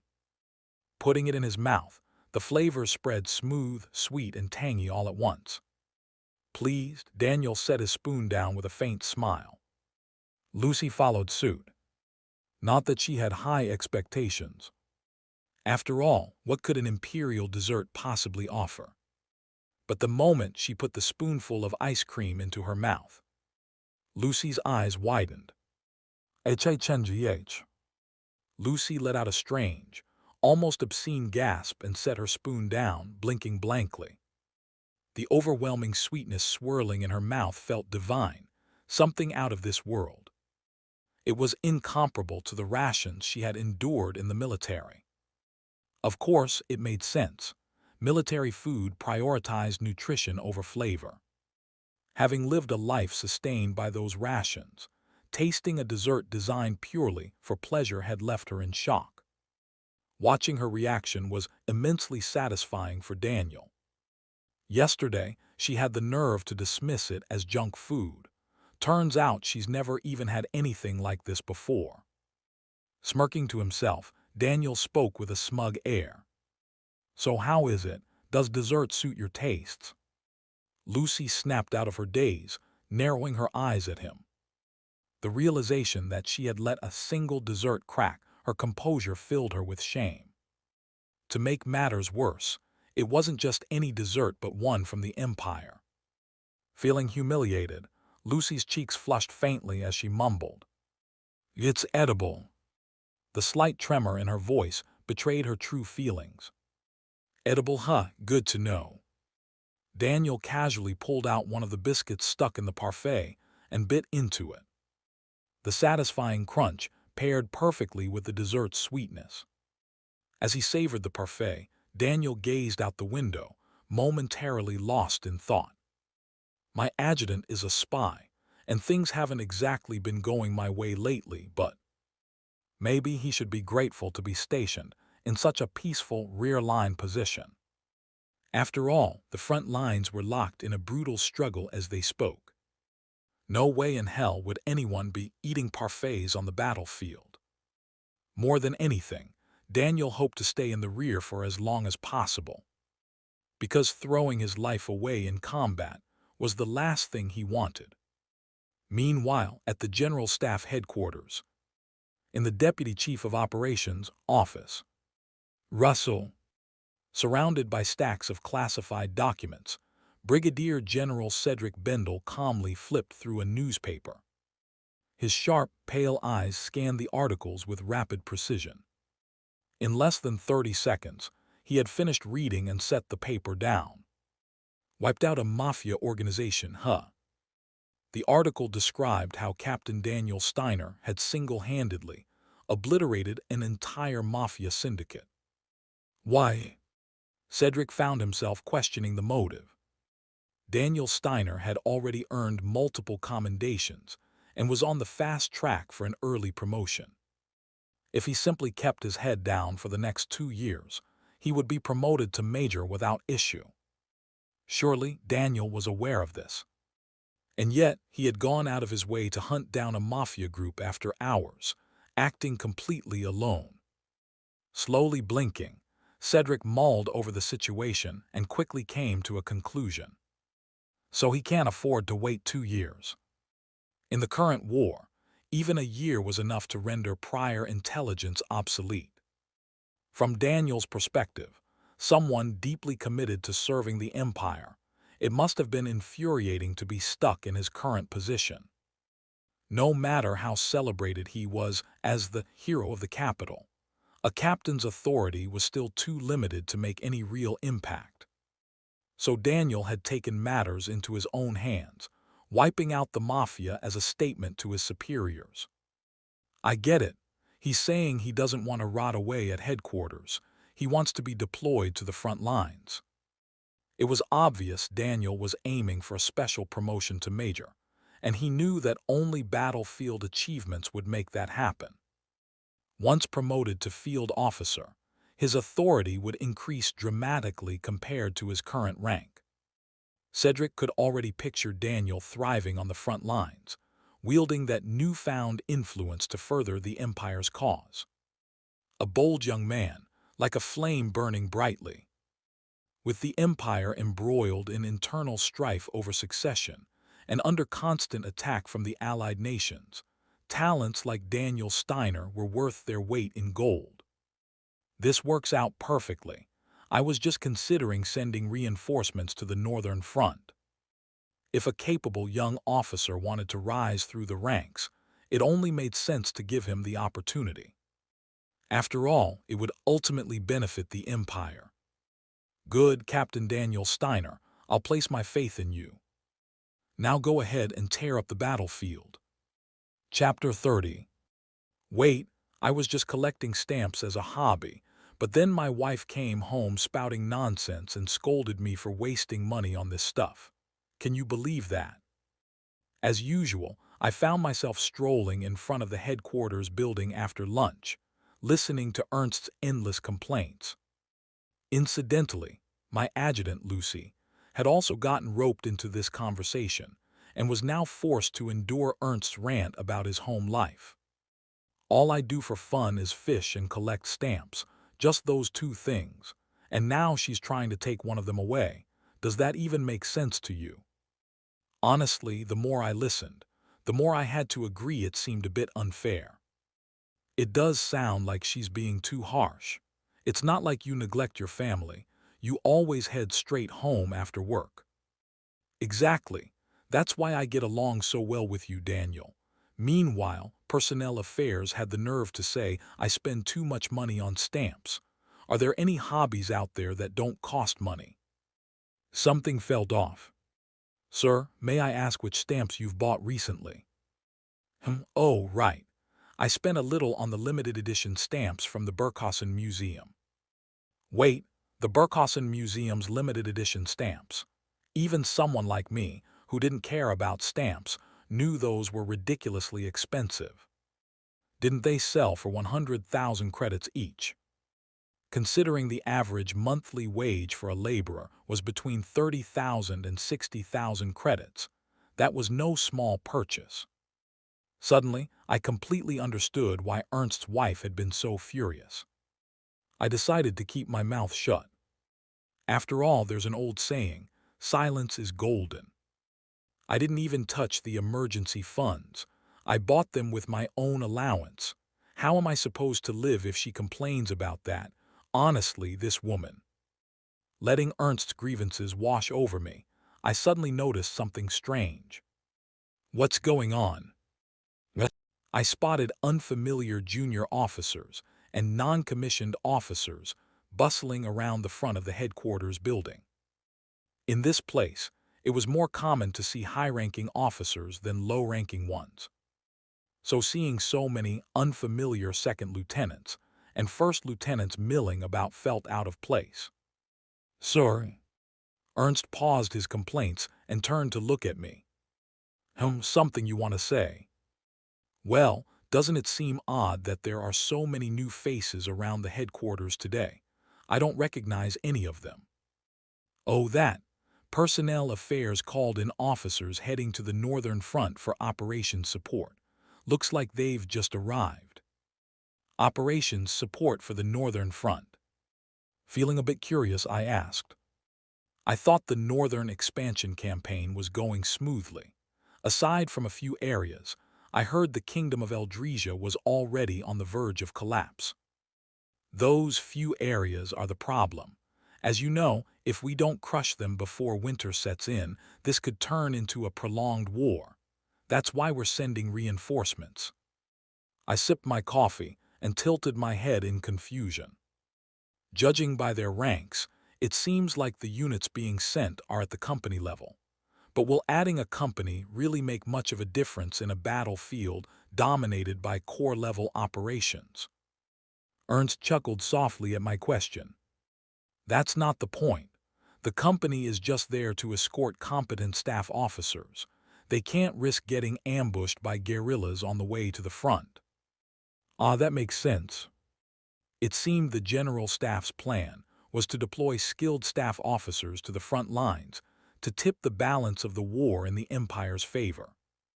Desperate enough to borrow even a cat's paw, huh? Well, from the Empire's perspective, it made sense to wrap up the war quickly and shift focus to the Eastern Front. Once winter set in, the harsh cold would cripple supply lines and slow advances, dragging the conflict into a war of attrition. So they were likely pushing to finish the job before summer ended, even if it meant stretching themselves thin. Still, it had nothing to do with me. I don't know which poor staff officer got picked for this, but they're in for a rough time.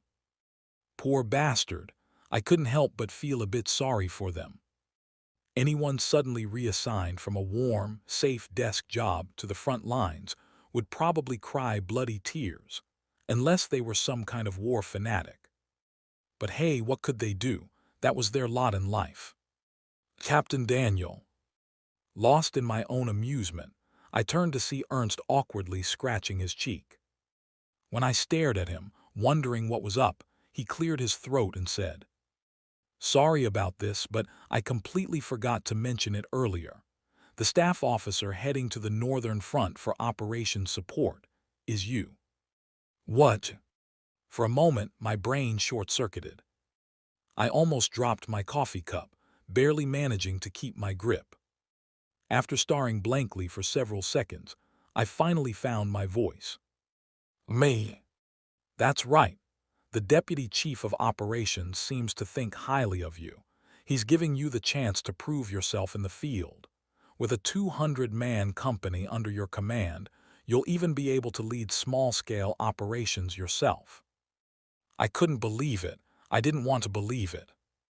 Taking a deep breath, I asked again just to be sure. "Are you absolutely certain it's me?"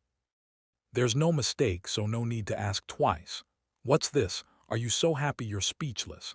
Seeing that look on your face makes me feel good too. Ha ha ha, go give it your all." I wasn't happy. I wanted to throw up.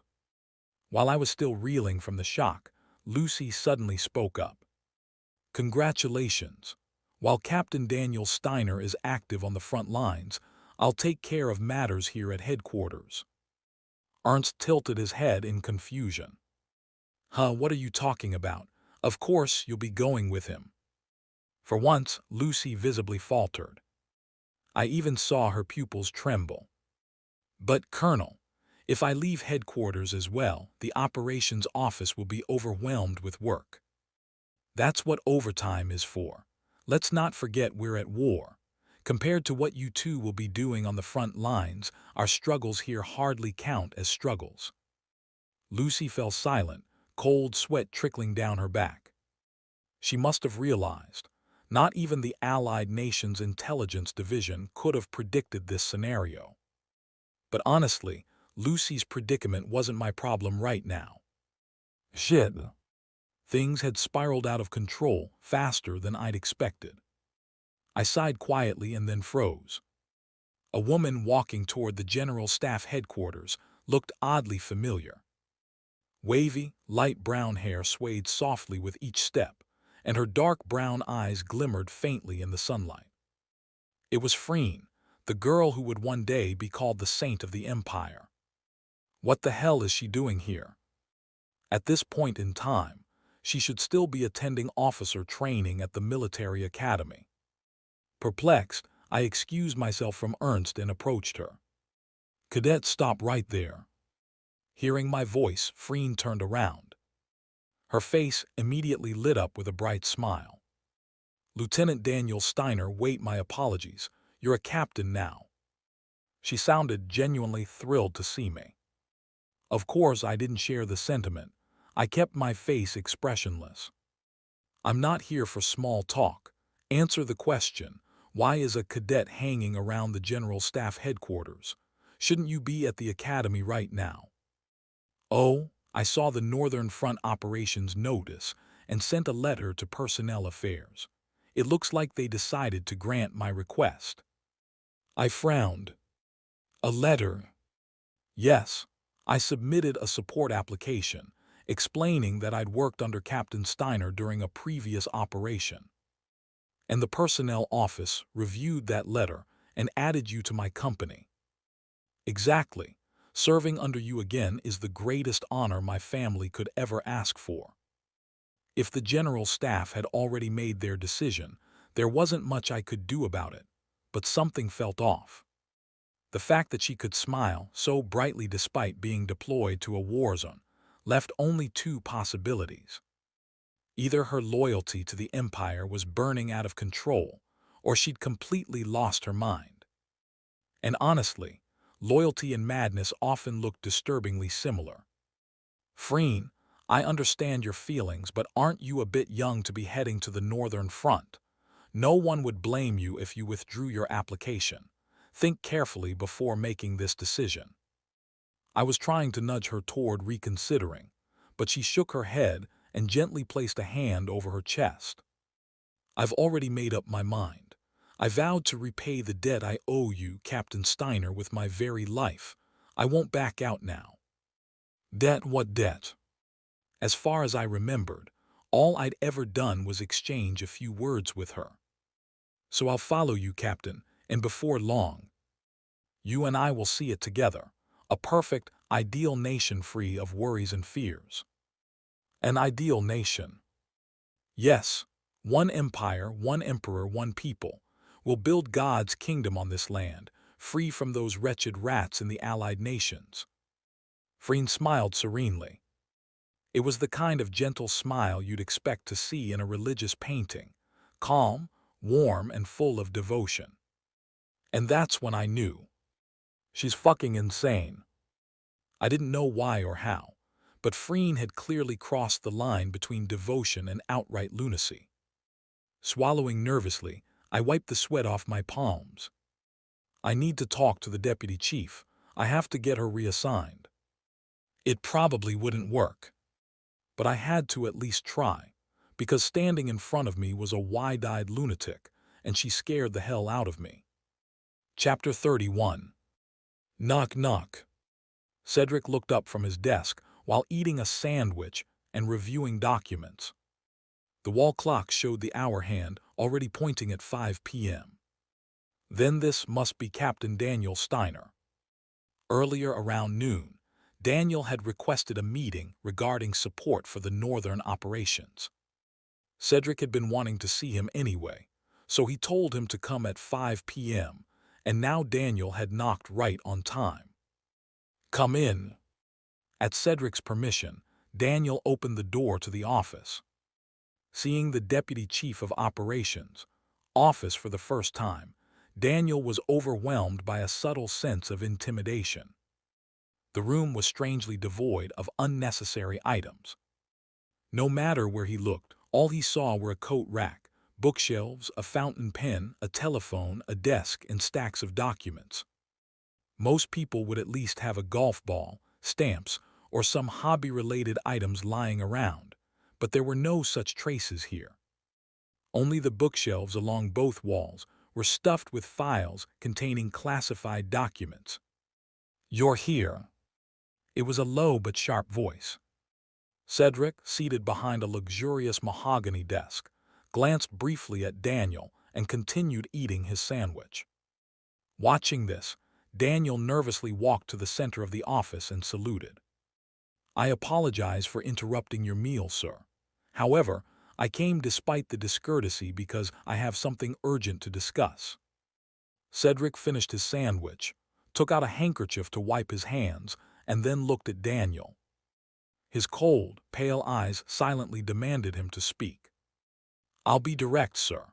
I would like to request the removal of my adjutant, Second Lieutenant Lucy Amelia, and Cadet Freen from the Northern Support Deployment." To Daniel, both of them were unsettling presences, and he wanted to keep them as far away as possible. However, Cedric, who had no knowledge of Daniel's thoughts, could only find the request puzzling. Swallowing the last bit of his sandwich, Cedric asked, "Why?" Oh, how Daniel wished he could simply say, "Lucy is a spy, and Freen is out of her mind."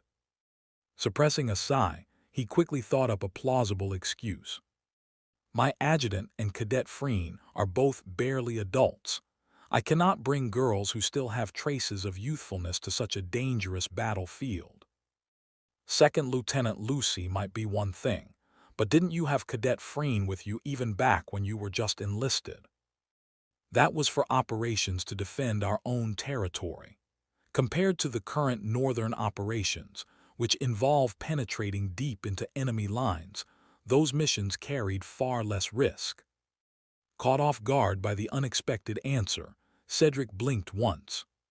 Surprising. He had assumed Daniel was so cold-blooded that he wouldn't care about trivial matters as long as they didn't hinder his promotion.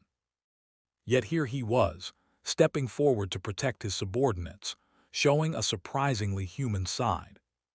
Even a hedgehog loves its own offspring.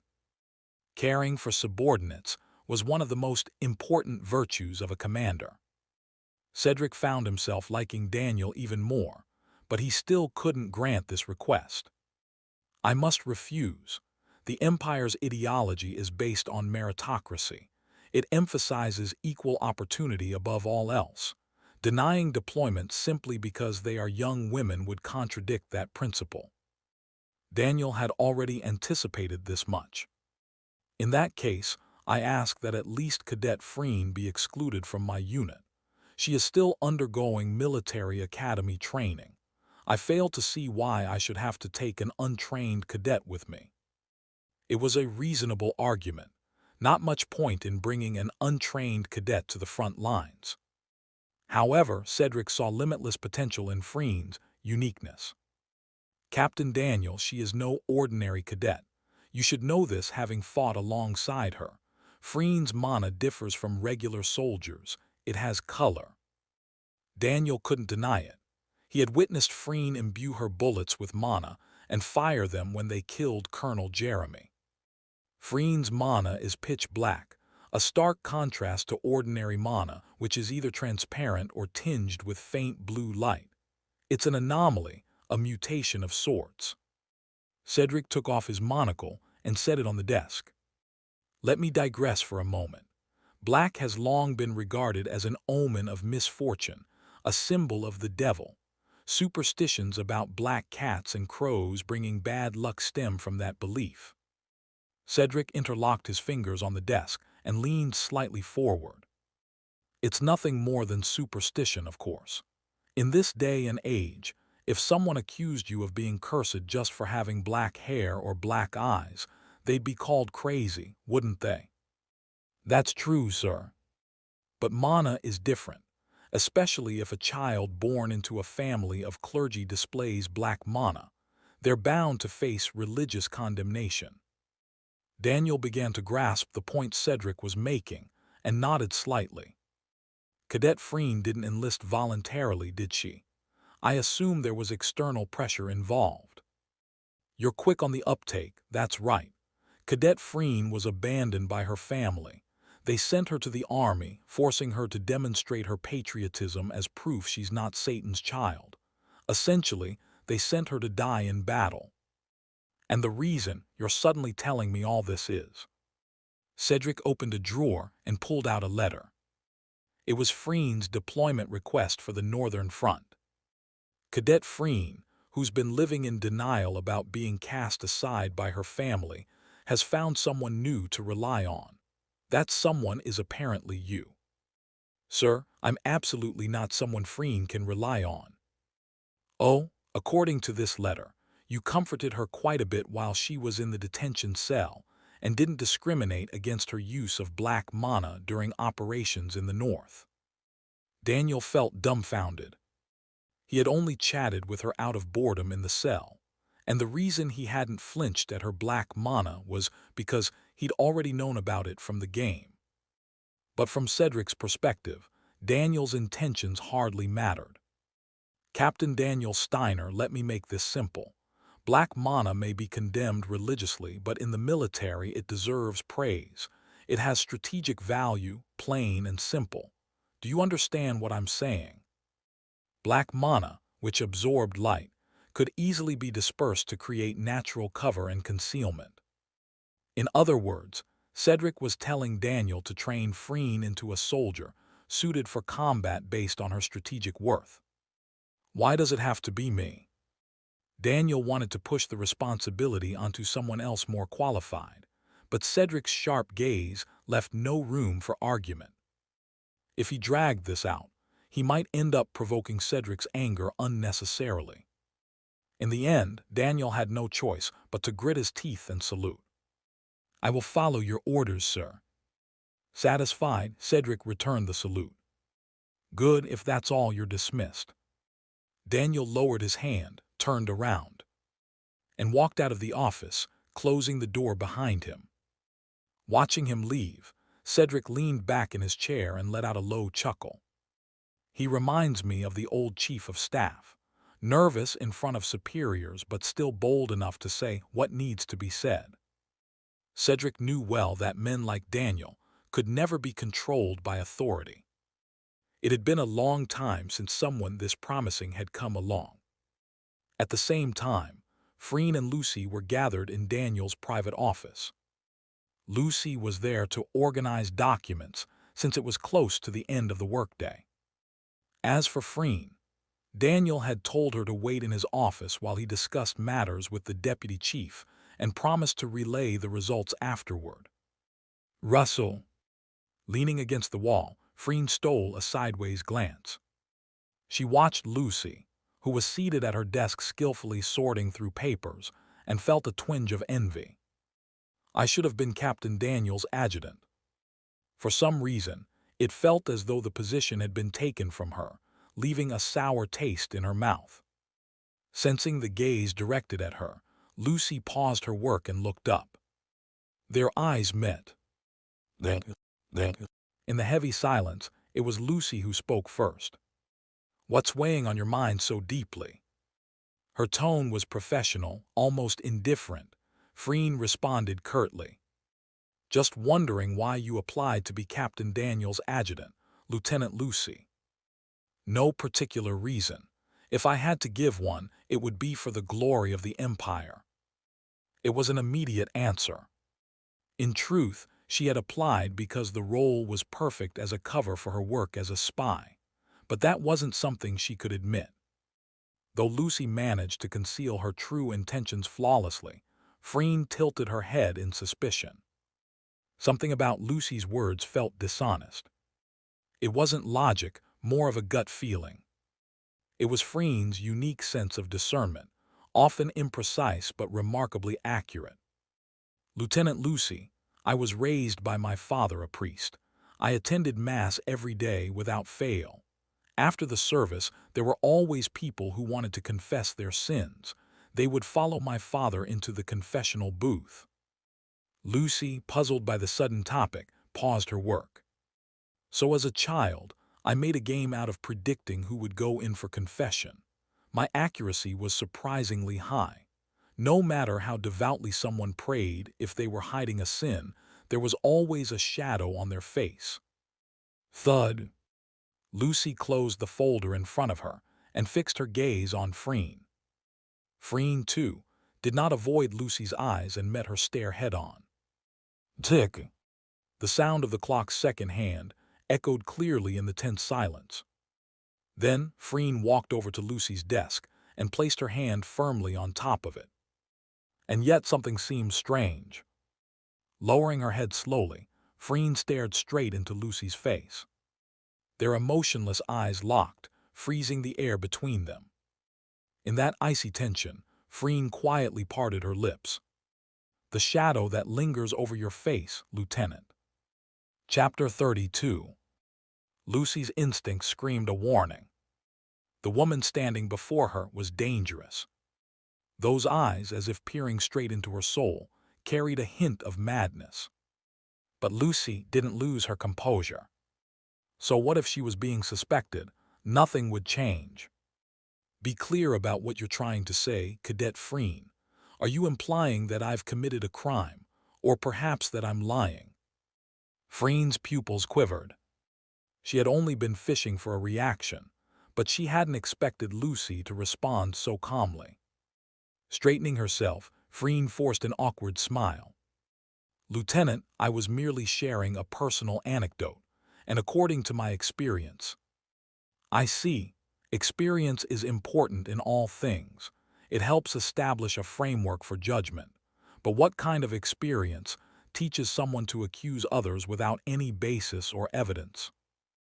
Though polite, Lucy's words bristled with thorns. She was questioning whether Freen's rudeness toward a superior officer was also based on her so-called experience. In doing so, Lucy had insulted Freen's upbringing and subtly belittled her character. Freen understood Lucy's intent all too well. Her forced smile twitched ever so slightly. Tick. The clock's ticking filled the suffocating silence. The tension in the room was so thick it felt as though something could snap at any moment. Then came the sound of familiar footsteps, the sharp click of boots approaching. Freen instinctively turned toward the door just as Daniel entered the office. Captain, you're here. Freen brightened as she saluted, and Lucy rose to her feet, mirroring the gesture. Daniel returned their salutes, ready to deliver Cedric's message, but hesitated. What's this? The atmosphere in the office felt unnervingly heavy. Is it just my imagination? Though unsettled, Daniel decided it wasn't the time to dwell on it. Cadet Freen, I've discussed your situation with the deputy chief. Normally, cadets aren't deployed to active battlefields, but this time they're making an exception as part of your training. Freen showed little surprise. She had already anticipated this outcome, knowing the personnel office had approved it beforehand. Still, hearing Daniel confirm it in person wasn't unpleasant. I'll do my best, Captain Daniel. Freen spoke with enthusiasm, but Daniel only looked at her with mild reluctance before turning to Lucy. And Lieutenant Lucy, your assignment to the Northern Front as my adjutant has been finalized. Both of you should pack your belongings and prepare to move out immediately once the unit is assembled. The two women saluted sharply in acknowledgement. After returning their salutes, Daniel watched as Freen slowly shifted her gaze toward Lucy. Well, it seems we'll be spending quite a bit of time together, Lieutenant Lucy. Lucy didn't flinch. She met Freen's gaze and narrowed her eyes sharply. Yes, it seems so. Quite the coincidence. The palpable tension between the two made Daniel break into a cold sweat. What the hell is wrong with you two? He had no idea why they were practically baring their teeth at each other like predators. As soon as the company gathered at the General Staff Headquarters, I gave a brief speech, introduced myself to the junior officers who would be serving under me, and immediately set out for the Northern Front. To be honest, I had been worried about Lucy and Freen getting into fights along the way, but fortunately, they managed to avoid any direct clashes. Of course, there were occasional minor disputes, but I kept a close eye on them and intervened whenever necessary to prevent their bickering from escalating into something more serious, like a firearm incident. The real issue, however, was that even after a month of marching toward the northern outpost, the tension between them showed no signs of easing. "If you're tired, why don't you get some rest? I can handle Lieutenant Lucy's duties well enough. I must commend you for attempting to imitate a swan despite being born a sparrow." Seated in the passenger seat of the officer's vehicle, I glanced at them through the rearview mirror. Despite the barbed words they exchanged, both wore calm expressions. Freen even had a gentle smile on her face. But simply overhearing their conversation was enough to make my chest tighten. Even the driver beside me kept sneaking glances in the mirror, his face clearly asking, "Why are they even fighting? This is hopeless." I was already growing tired of having to mediate their arguments. Sighing, I looked out the window and noticed the sun beginning to set. "Stop here." At my command, the driver hit the brakes and asked, "Are we camping here for the night, sir?" "Yes." The officer's vehicle gradually slowed to a halt. Stepping out, I surveyed the area. Surrounded by clusters of bare trees, I spotted a clearing large enough to accommodate about 200 soldiers. There was even a nearby stream, making it a decent spot for water supplies. More than that, though, the chill in the air seemed to cut right through my officer's winter coat. I exhaled a breath tinged with cold and furrowed my brow. It's summer, yet it feels no different from winter here. The only noticeable difference from my last trip to the north was that some of the snow had melted. No wonder the military leadership wanted to finish the war before summer ended. If it was already this cold now, the soldiers would be dropping from frostbite before they even had the chance to face the enemy once winter arrived. Even among my own troops, 2 soldiers had already nearly collapsed from the cold during the march. They were fine for now, but still. Turning my head slightly, I saw the 200 soldiers in imperial uniforms standing at attention behind the military vehicles. The driver relayed my orders to the platoon leaders. After receiving the orders, one of the platoon leaders turned and shouted commands to the troops. In perfect unison, the soldiers began moving, filing into the clearing. Once inside, they dropped their gear and started setting up military tents. Several soldiers unloaded rations from a transport truck that had essentially become a mobile pantry to prepare for dinner. With my hands clasped behind my back, I watched them work until 2 platoon leaders strode toward me. Perfect timing, I had instructions to give. "Lieutenant McCall, take 2 fast-footed soldiers and scout the surrounding terrain. There's a tall hill nearby. Climb it and survey the area." "Yes, sir, understood." Lieutenant McCall saluted sharply, called over 2 soldiers who had been setting up tents, and disappeared into the woods. I had been thinking about how to kill time until he returned, but Sergeant Glendy wasn't about to let me off the hook. "Captain, isn't it a bit early to be setting up camp?" Judging by his youthful appearance, he must have been promoted to sergeant fairly recently. He still looked like a boy. His features hadn't completely shed their innocence yet. Despite the dissatisfied expression on his face, I answered him as calmly as possible. "Sergeant, don't you know that preserving soldiers' stamina is the most important factor on the battlefield?" "I understand that, sir, but we were originally supposed to reach the forward outpost 5 days ago. We're already 5 days behind schedule, and I'm not sure we can afford to be so relaxed." I gave him a slight nod, signaling for him to continue. Glendy hesitated, his confidence wavering, but eventually clenched his fists and spoke. "I couldn't understand why we were so delayed, so I checked our location using map coordinates. This area isn't directly along the path to the outpost. I believe, Captain, that you've been deliberately taking detours. Of course I had been. Even when we could have taken the main road, I led us through back routes, and even then I picked the roughest paths. The reason was simple. The later we arrive, the later we get thrown into the front lines.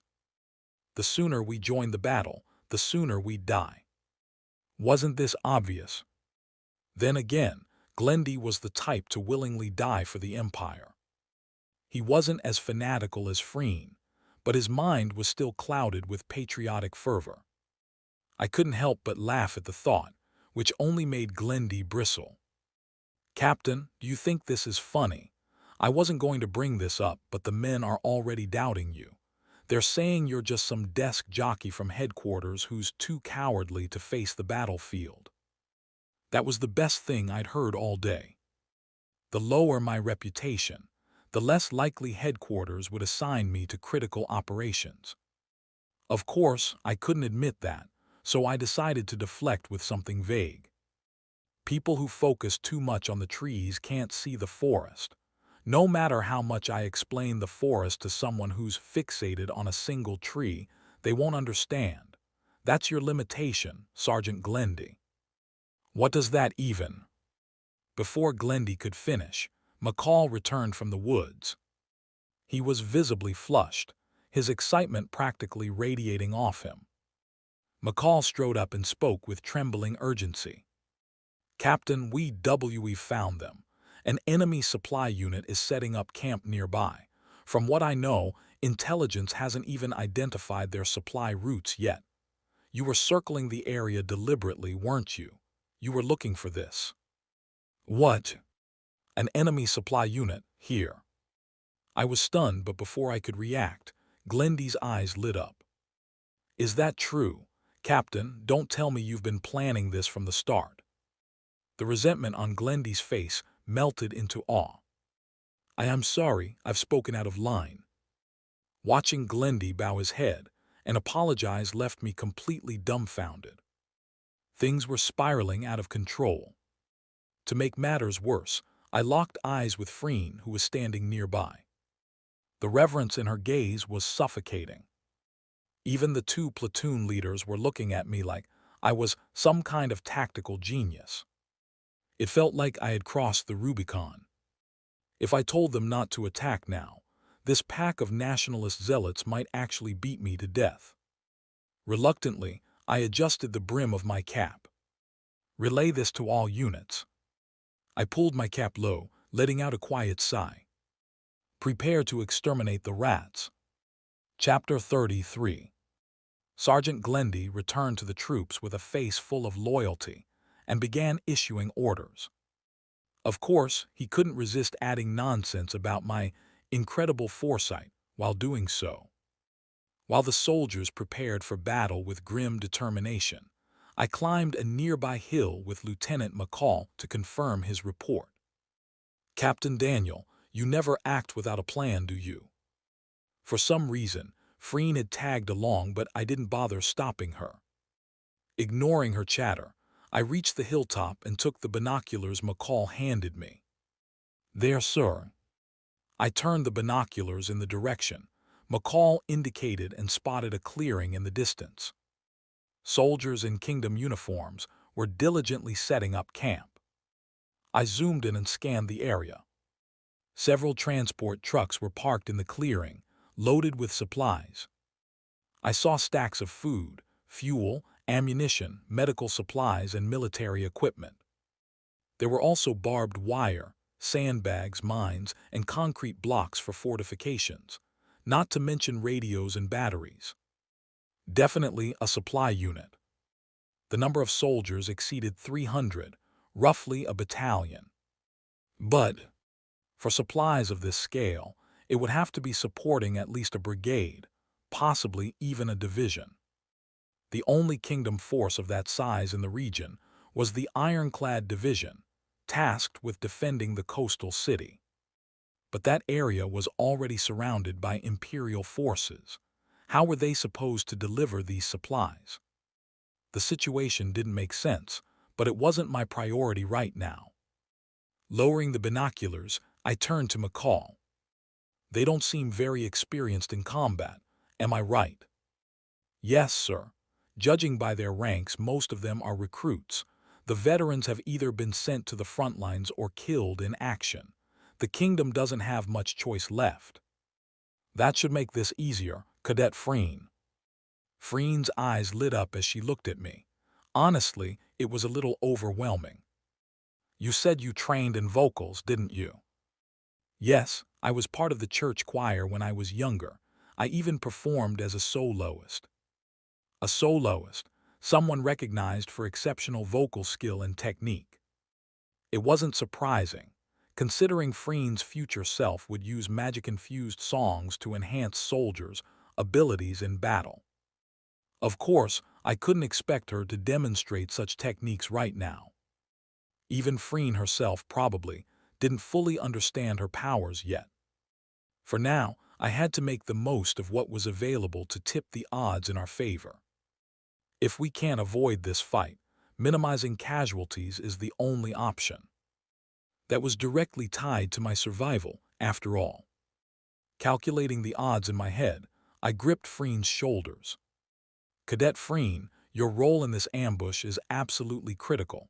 Can I trust you to follow my lead?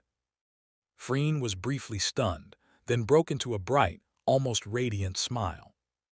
Yes, I'll do anything for you, Captain. Dawn. Talium, a kingdom soldier standing guard with his comrades, paused mid-yawn. A faint singing voice was drifting from beyond the forest. At first he thought he had imagined it, but the song grew steadily closer. He stared in the direction of the voice, trying to make sense of it, before suddenly raising his rifle. Imperial troops. His shout prompted the other soldiers on watch to raise their weapons as well. But no one fired. What the hell? She's alone and unarmed. Approaching them, singing with her eyes closed, was a woman dressed in an imperial uniform. There was no mistaking it, she was with the Empire. But her uniform was covered in dirt, and the hems were tattered. A deserter. Not sure, but damn, that's a beautiful voice. Freen was singing, performing a hymn with the practiced precision of a trained vocalist. With each step she took toward them, her melodic voice praising divinity resonated through the clearing. For soldiers deprived of any form of entertainment, her performance was captivating. Before they realized it, the soldiers had lowered their rifles and begun listening. Some even crossed their arms, abandoning their weapons entirely. It wasn't the sort of behavior expected of sentries, but no one pointed it out. After all, she was just a fragile, unarmed woman, likely a deserter. What threat could she possibly pose? The soldiers snickered and joked amongst themselves. Reminds me of church back home. My parents used to take me every Sunday to hear hymns like this. Yeah, God, I can't wait for this damn war to end so I can go back. What do we do with her, though? Did she come here to surrender or what? Who knows? Should we have a little fun with her before we report this? She's not bad looking. The guards chatted and laughed as the distance between them and Freen grew smaller. Talium joined in briefly, but suddenly felt something was wrong. Was the forest always this dark? The area behind the approaching woman seemed unnaturally dark. Normally, even under moonlight, faint outlines should be visible. Yet this darkness was like a veil, completely obscuring the view. Uneasy, Talium nudged the shoulder of the soldier beside him. Hey, don't you think something's off? It's way too dark up there. The soldier just scoffed. Come on, Talium, you're such a damn coward. It's just the clouds covering the moon. That's why it's darker than usual.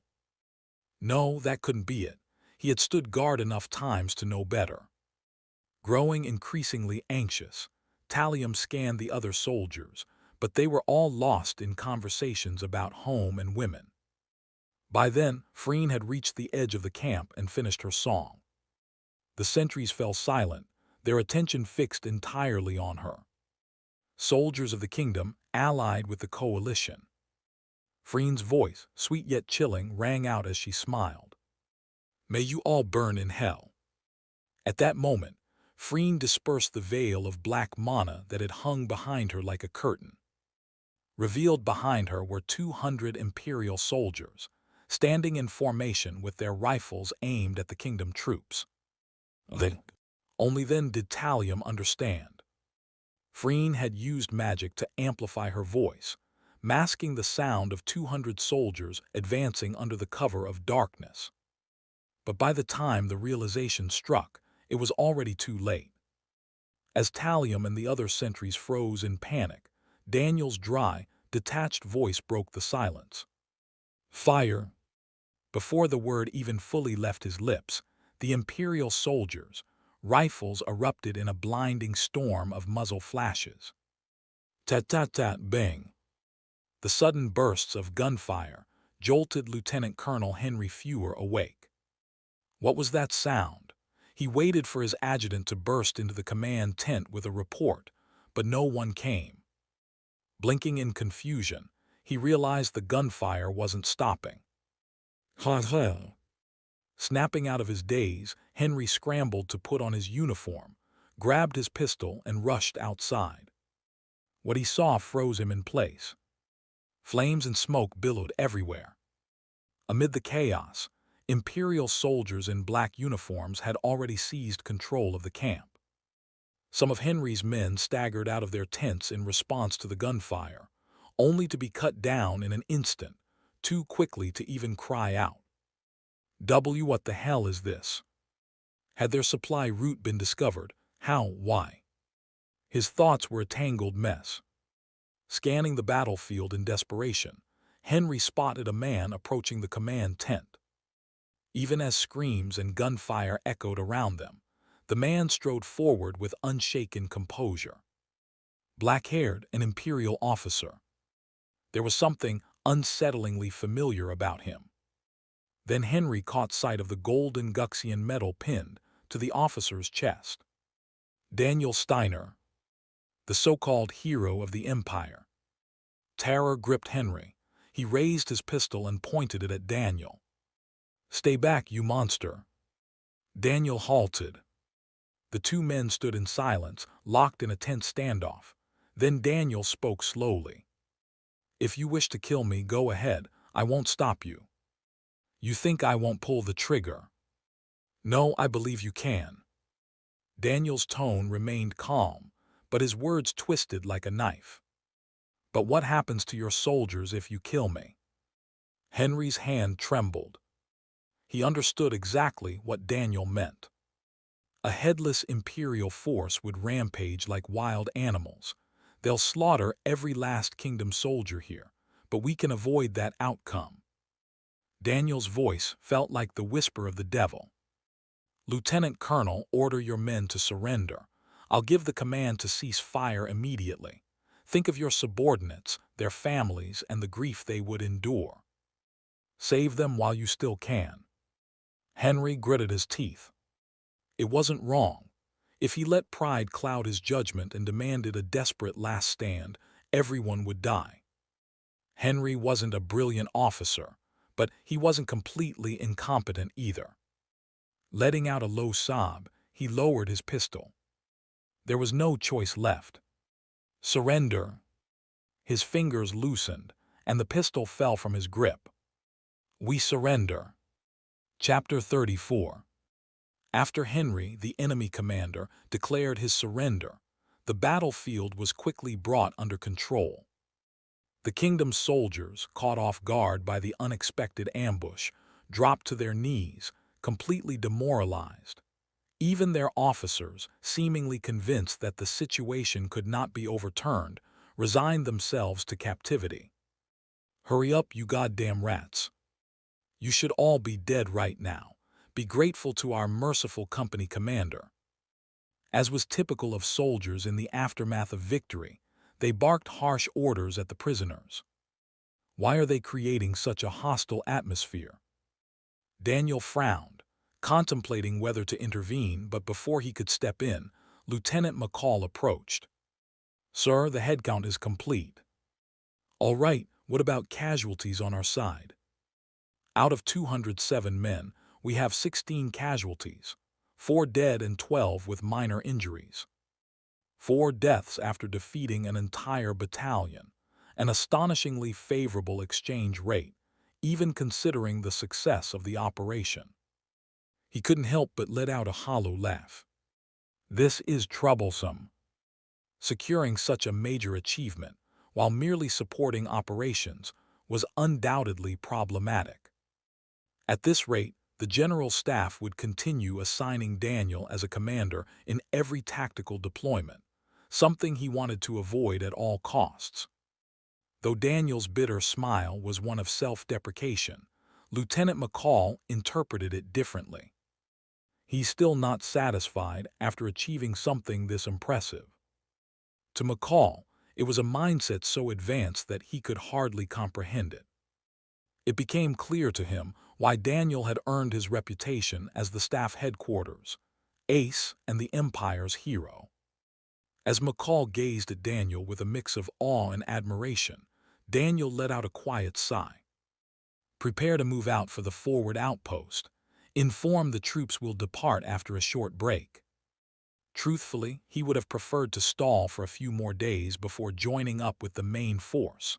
However, with prisoners now in their custody, there was no room for delays.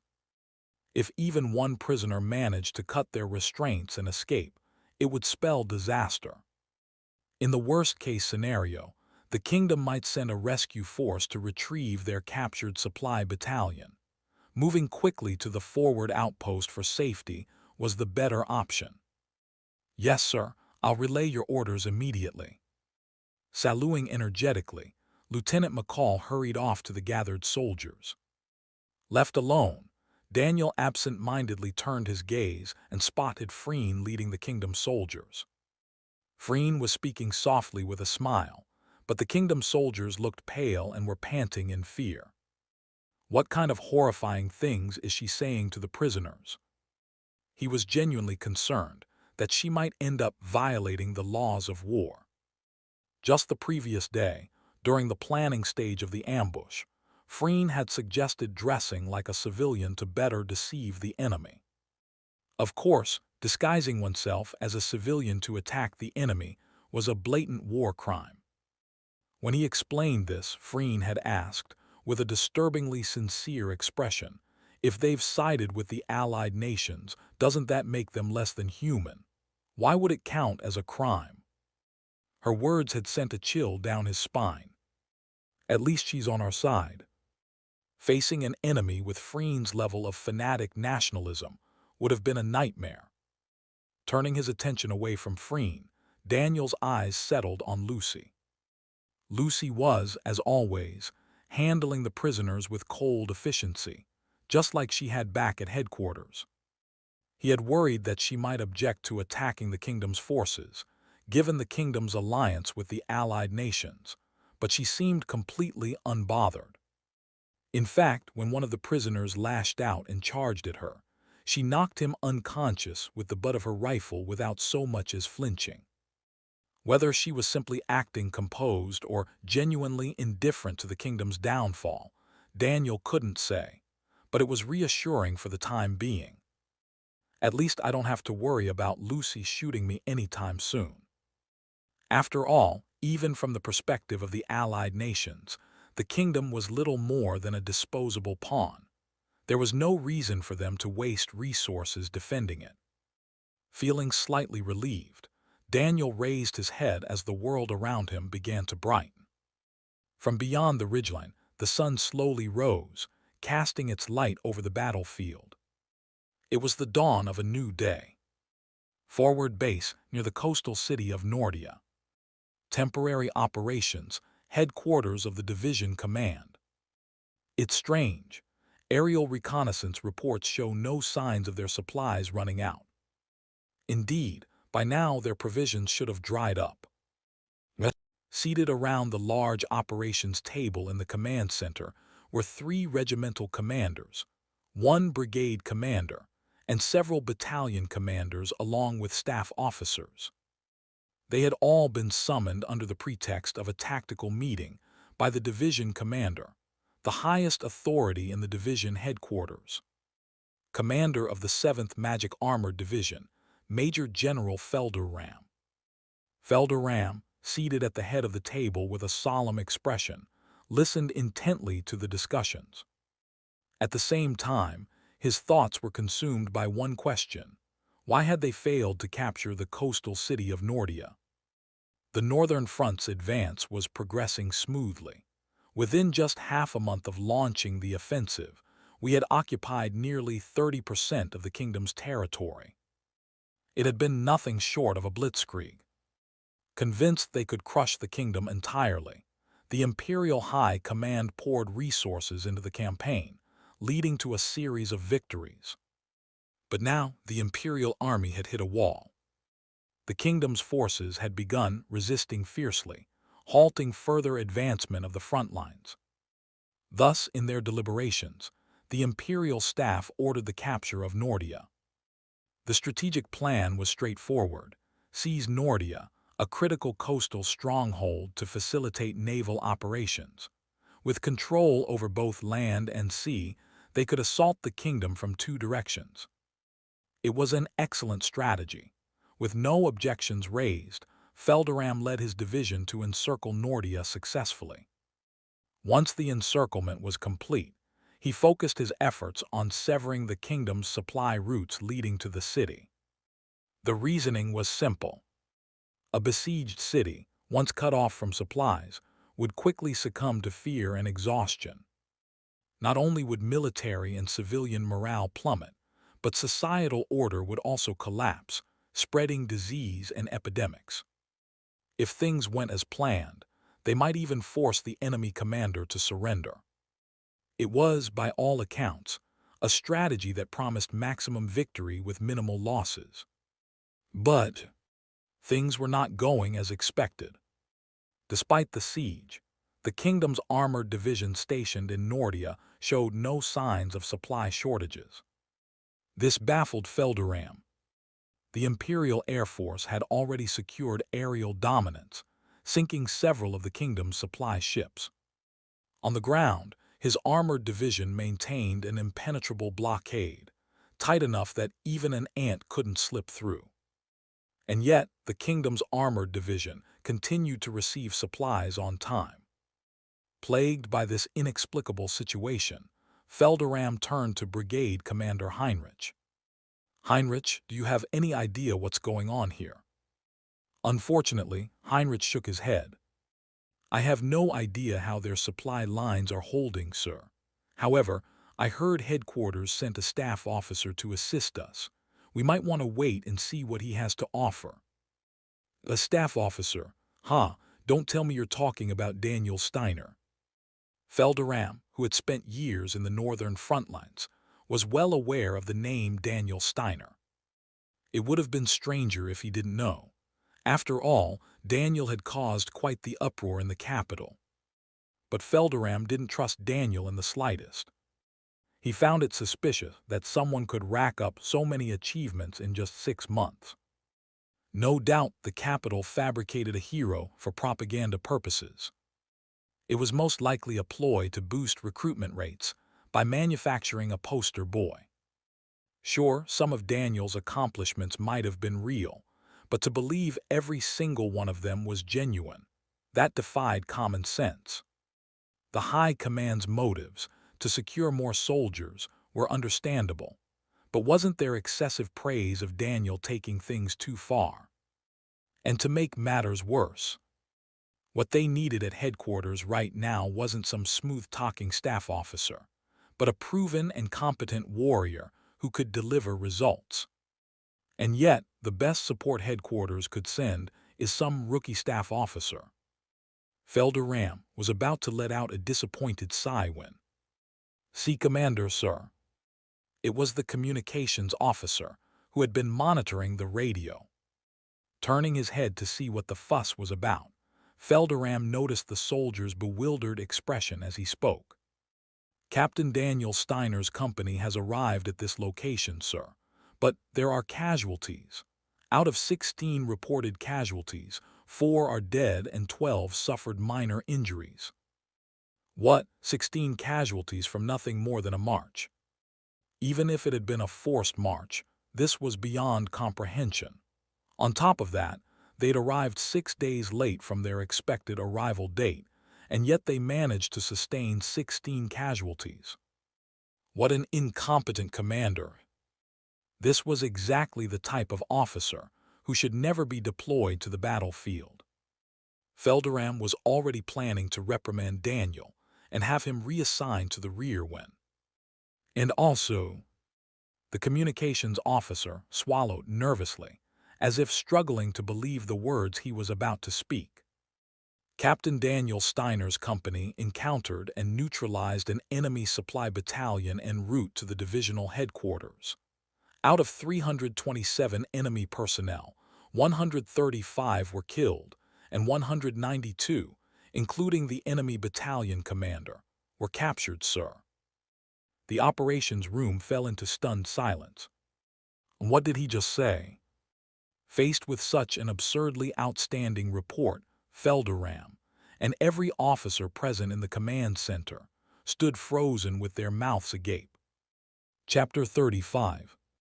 Daniel arrived at the divisional headquarters of the forward base, leading the captured prisoners. After sending his wounded soldiers to the medical unit, he began unpacking his belongings. He had barely settled in when he considered pouring himself a glass of the officer's supply whiskey to ease his fatigue. Unfortunately, it wasn't the right time. "Captain Daniel Steiner, the division commander, requests your presence." Without even a moment to rest, Daniel nodded and followed the adjutant toward the temporary operations headquarters. Although the building's exterior appeared intact, the interior hallways were scattered with debris, broken stones, and splintered wood. It was a stark contrast to the pristine and elegant hallways of the General Staff headquarters in the capital, which resembled luxury hotels. Well, this was originally occupied by the kingdom's forces before we drove them out and seized the building. It wasn't exactly fair to complain about the lack of cleaning. After all, only a madman would demand cleanliness in a battlefield riddled with bullets. With such idle observations in mind, Daniel made his way to the operations room on the 3rd floor. The adjutant knocked and announced Daniel's arrival, prompting a voice from inside to call him in. The adjutant gave Daniel a nod before opening the door, revealing Major General Felderam seated at the head of a massive table. Felderam's large frame made the expansive table seem small.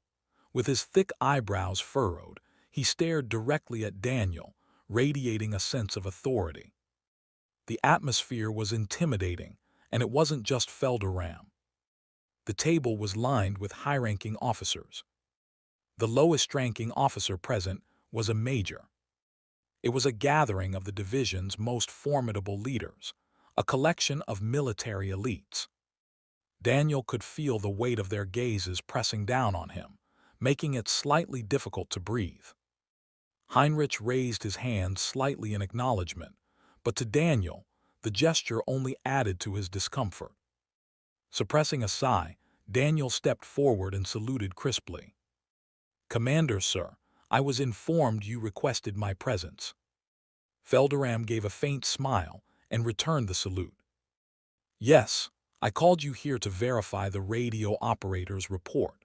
According to the briefing, you attacked an enemy supply battalion, killed 135 men, and captured 192, including their battalion commander. Is this true?" Standing at attention, Daniel maintained his composure as he replied. "It was merely good fortune, sir. Let's skip the false modesty. Luck alone doesn't account for results like that. More importantly, Captain Steiner, have you uncovered the enemy's supply route?" Their supply route. Daniel had only ambushed the battalion during transit. He hadn't learned their route. I'm sorry, sir, I don't know the exact route. What about the captured battalion commander? Can we extract the information from him? I've spoken with him, sir. He's a resolute man. Even under extreme interrogation, I doubt he'll reveal anything. The room filled with disappointed murmurs. Given their desperation to uncover the kingdom's supply lines, Daniel's report was far from satisfying. However, no one dared openly criticize him. His achievements thus far shone too brightly to be overshadowed by a few unsatisfactory answers. I like your honesty. It's a refreshing change from all the other smooth-talking staff officers. After scanning the room, Felderam turned his sharp gaze back to Daniel. Now then, Captain Steiner, if you were to hazard a guess about the enemy's supply route, what would it be? Even speculation is welcome at this point. We need to consider every possibility. The entire room fell silent, all eyes focusing on Daniel. In the suffocating quiet, Daniel's thoughts raced. Wait a second, if I say something stupid here. It wouldn't just disappoint the division commander. It could leave a bad impression on every senior officer in the room. This was a golden opportunity to tank his performance review and get himself reassigned to the rear. An opportunity like this wouldn't come again. Taking a deep breath, Daniel decided to throw out the most absurd idea he could think of.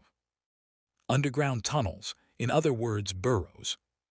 The room immediately erupted into murmurs. One of the colonels, presumably a regimental commander, raised an eyebrow in disbelief.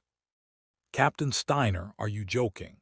The distance from the ambush site to Nordia is approximately 58 kilometers. Are you seriously suggesting there's an underground tunnel that long? The colonel's skepticism was understandable. Even if tunnels existed, the idea of one stretching such an immense distance seemed implausible. If these officers knew that Vietnamese soldiers had built underground tunnels stretching over 250 kilometers, they'd probably faint. But for those who had never experienced the Vietnam War, the idea of such long-distance underground tunnels seemed less like strategy and more like fantasy. It's hard to believe that a tunnel stretching 58 kilometers could exist. But the enemy hasn't received any naval or aerial reinforcements, yet they're still being supplied, right under our supposedly impenetrable siege. Underground tunnels explain everything. No matter how tight the siege, there are bound to be gaps. Moving through those gaps is far more realistic. The officers around the table broke into heated arguments. Daniel, who had unintentionally sparked the debate, could only stand awkwardly in silence. As the discussion grew louder, Felderam raised his hand, signaling for silence. Enough! Let's hear more from Captain Daniel Steiner. Do you have any reason to be certain the enemy is using underground tunnels? Of course not, but if he had to, Daniel could fabricate one on the spot. The enemy soldiers were all lightly armed, as if they didn't expect to encounter any opposition. If they were breaching our siege to deliver supplies, they'd have deployed heavily armed guards instead. That's hardly conclusive evidence. True, sir. However, every enemy soldier we encountered was equipped with portable flashlights, as if they expected to move quickly through dark areas. Flashlights. While it wasn't unusual for soldiers to carry them, the kingdom's supply troops didn't typically include flashlights as part of their standard gear. Ahem. Felderam tapped his fingers on the table, his curiosity piqued. Daniel pressed on. If the enemy is using underground tunnels to move supplies, we need to order an immediate search operation. This is a golden opportunity, sir. And why do you believe that?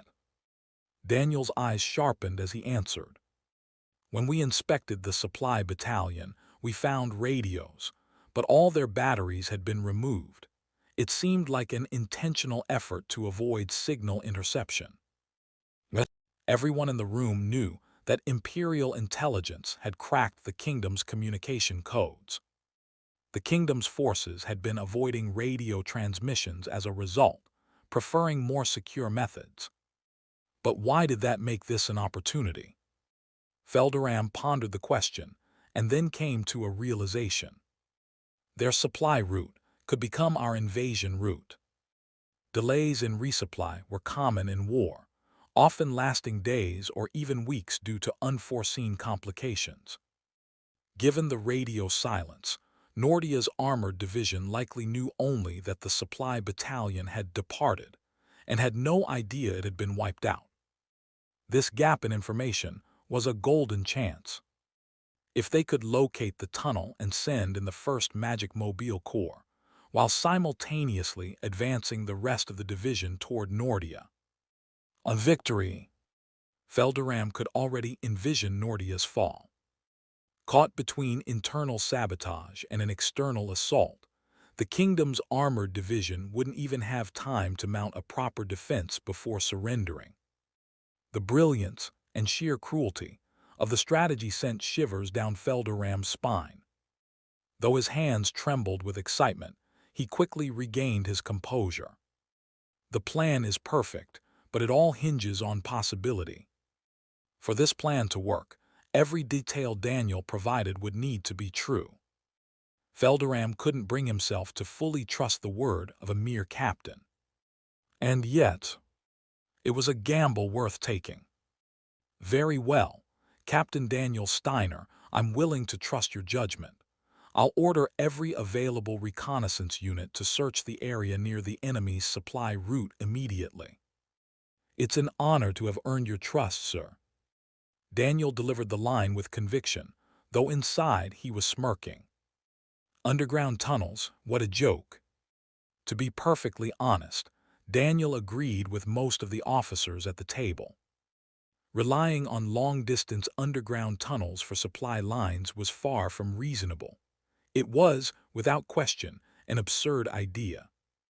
The more logical explanation was that there was a breach somewhere in the siege line, allowing the enemy to transport supplies over land. Even if, by some miracle, there is an underground tunnel. The kingdom's forces weren't fools. If such a tunnel existed, they would have hidden it meticulously, making it nearly impossible to find. And if this wild speculation turns out to be wrong, Daniel would inevitably be blamed as the one who threw the Imperial forces into chaos. His performance review would plummet, and he'd quickly earn the disdain of the division commander. If things went well, this supposed competence he'd stumbled into so far could finally be buried under accusations of incompetence. Hell, he might even get himself discharged from the military. Smiling faintly at the thought, Daniel suppressed a chuckle.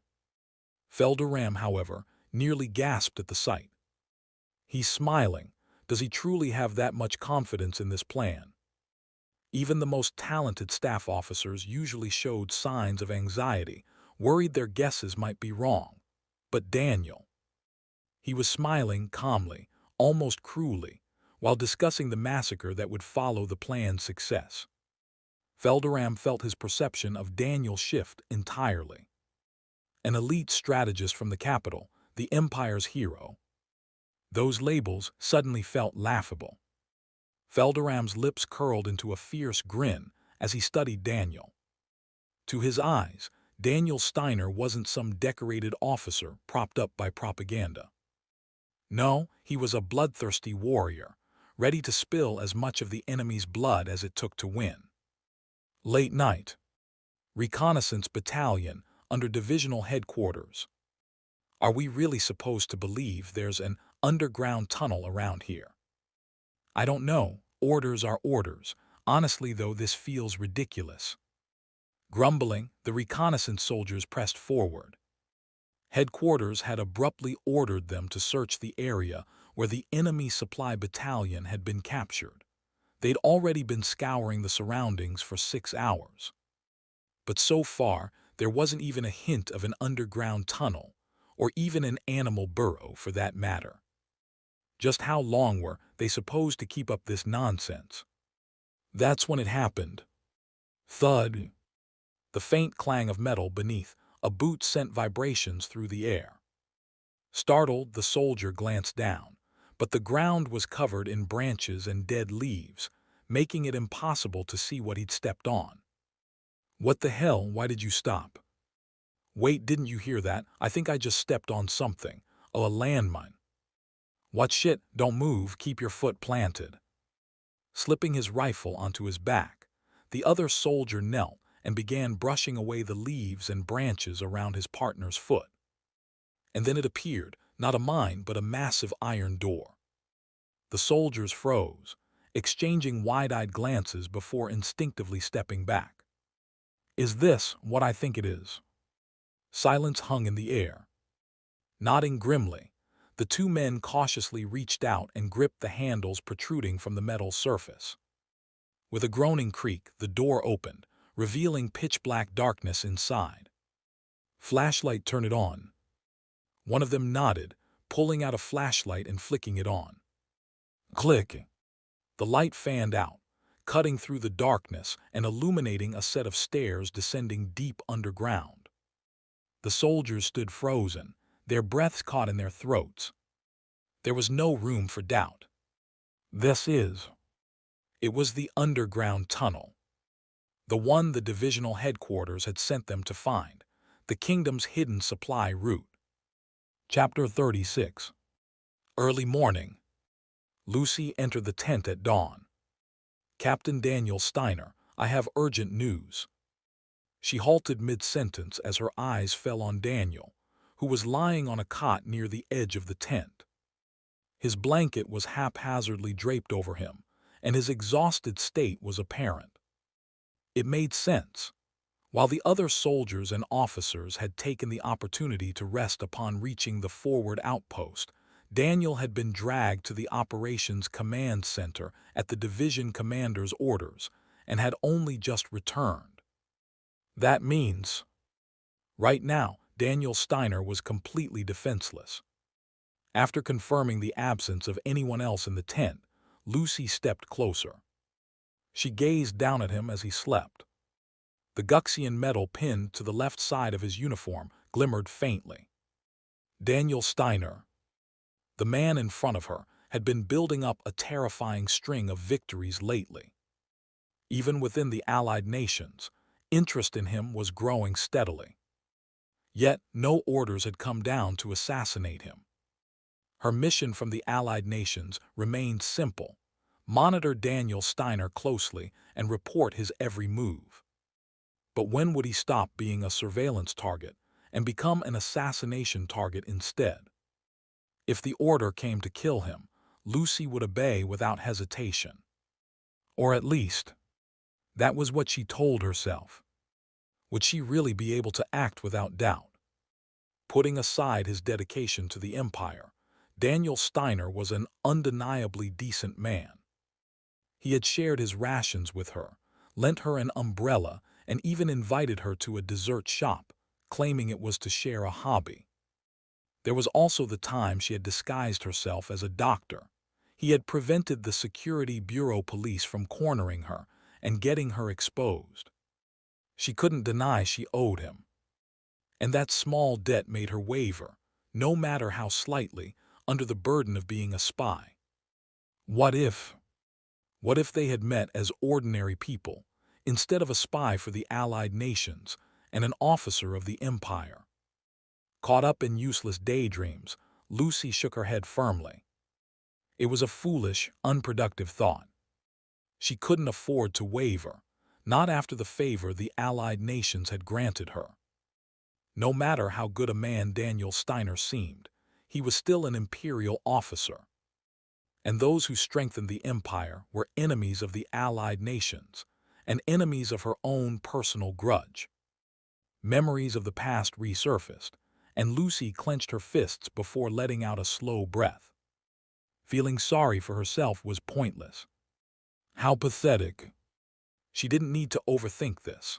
All she had to do was perform her duties as Daniel Steiner's loyal adjutant until the next orders arrived. Resolving herself, Lucy gave a small nod and turned to leave. She was just about to step outside when she paused. For some reason, the way Daniel's blanket was carelessly draped over him bothered her. Maybe it was her obsessive streak, or maybe it was something else entirely. After a moment's hesitation, Lucy leaned down and straightened the blanket, tucking it neatly over his chest. Then, brushing her hands off lightly, she murmured, "Sleep well." With that, she turned and left the tent. It was only after Lucy had fully exited that Daniel's eyes slowly opened. Confirming that the tent was empty, he sat up abruptly, his breath coming out in short bursts. What the hell was that? The truth was, Daniel had already woken up earlier. When he sensed someone approaching, he had barely cracked his eyes open to see Lucy standing over him. Terrified, he decided to keep pretending to sleep. No real reason, he was just scared. "I'm still alive, right?" Daniel ran his hand over his neck and sighed in relief when he found no injuries. As he sat there regaining his composure, his senses snapped to attention. The sound of 2 jeeps pulling up outside was quickly followed by the heavy footsteps of soldiers approaching. What now? Before he could make sense of the situation, 4 soldiers entered the tent and split to either side. Then a stocky figure stepped inside, Brigadier General Heinrich Schmidt. "Oh, you're already awake." Daniel jumped to his feet and saluted immediately. "Brigadier General, to what do I owe the honor, sir?" Heinrich chuckled as he returned the salute. "Congratulations, Captain Steiner." "Congratulations for what, sir?" "Your theory was spot on. We just received a report from the reconnaissance battalion a few hours ago. They've found the kingdom's underground tunnel network." The news hit Daniel like a hammer. They found the tunnels, the very same day I suggested the theory. It wasn't logically impossible, but the odds were nearly zero. And yet, the kingdom had indeed been using underground tunnels for supply runs, and the reconnaissance battalion had uncovered the network in a single night. The absurdity of it all left Daniel momentarily dazed, but Heinrich waved him over. "We'll talk more on the way. Time is of the essence." "Understood, sir." Still unable to fully process the situation, Daniel followed Heinrich out of the tent. 18 kilometers north. Daniel followed Heinrich to a forest clearing, 18 kilometers north of where the enemy's supply battalion had been discovered. The first thing he noticed after stepping out of the jeep was the soldiers of the Magic Mobile Corps Brigade. Fully geared except for their backpacks, they stood motionless among the trees, like an army of iron statues. Their intimidating presence sent a chill down his spine until Heinrich placed a firm hand on his shoulder. "There it is, the kingdom's underground tunnel you mentioned." Following Heinrich's gaze, Daniel spotted a massive iron gate, wide open. "We sent reconnaissance scouts to check it out. Turns out this tunnel connects directly to the city. Incredible, isn't it? If it weren't for you, we never would have known it was there."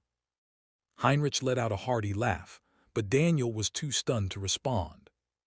He opened his mouth, about to object, when the distant thunder of artillery fire echoed from the division headquarters. It started. Heinrich removed his hand and turned to address the brigade's soldiers. "I just heard the goddess of victory call for us to charge, and I know you all heard it too, didn't you?" A faint smile spread across the soldiers' faces. It was terrifying. The Kingdom Army joined hands with the vile allied nations to invade our lands and humiliate our fallen comrades. Remember their screams, their suffering, their shame. Stepping forward, Heinrich's voice rose to a thunderous roar. "Today, we will repay them 100-fold. Rip open the bloated bellies of those gluttons who drank the blood of our brothers. Forward, elite soldiers of the Empire." The brigade erupted into deafening cheers and immediately began marching toward the underground tunnel. Forming perfect lines, the soldiers advanced into the tunnel with mechanical precision, a testament to their rigorous training. Watching the scene unfold, Daniel approached Heinrich. This is a diversionary attack. While the division advances on the front lines with artillery fire to draw the enemy's attention, the tunnel will let us strike directly at the city. A decisive victory, Heinrich finished for him. The Kingdom army has been hiding because they know they'd lose in a frontal battle. Once they realize Imperial forces have infiltrated the city, they'll be paralyzed with fear. Daniel had to admit, the city's fall was now only a matter of time. It wasn't the outcome he had envisioned, but as he watched the soldiers disappear into the tunnel, he felt a surprising sense of relief. They won't send a staff officer into the heart of enemy territory. Survival came first. As long as he lived, he could figure out his next move. Heinrich, however, seemed to notice Daniel's gaze lingering on the soldiers and chuckled. "Envious, aren't you? A devoted officer like you must be itching to crush the enemy yourself.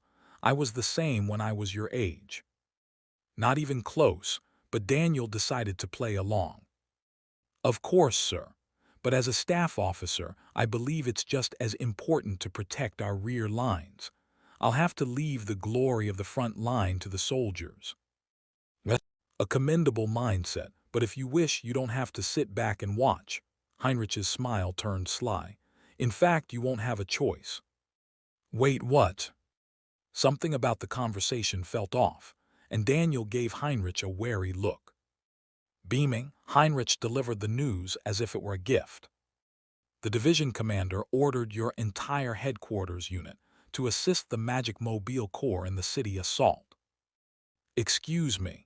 With all due respect, sir, my company would be more of a hindrance than a help." The division commander thought the same at first, but after speaking with you, he changed his mind completely. Heinrich leaned closer, his voice dropping to a conspiratorial tone.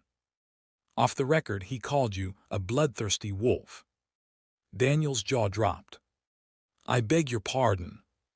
"He said to let you loose and see how much damage you could do." "You're sure he meant me?" "Absolutely. The division commander doesn't hand out compliments lightly. Consider this an opportunity to prove yourself." Daniel was speechless. How the hell had he earned a reputation like that? But orders were orders, and there was no point in resisting. Suppressing a sigh, Daniel turned to Heinrich. "Sir, did he really call me a bloodthirsty wolf?" "Haha, you like the nickname, huh? It was half a joke, but yes, he said it." Daniel groaned internally. One thing was now abundantly clear. His life was spiraling further out of control. Chapter 37. Orders are absolute. As a soldier, orders must be followed. That included me. Refusing wasn't an option. And so, with no other choice, I led my company, who had arrived late, forward as the rear support unit for the brigade, advancing toward the enemy base. We marched through the dark tunnel, relying on flashlights, until we spotted light filtering through cracks in the ceiling. Emerging cautiously, we found ourselves in the middle of the enemy's supply base. It was a massive warehouse packed with supplies. The soldiers guarding it, however, were strewn across the floor, lifeless bodies riddled with bullet holes. Clearly, the work of the brigade soldiers, who had breached the area first.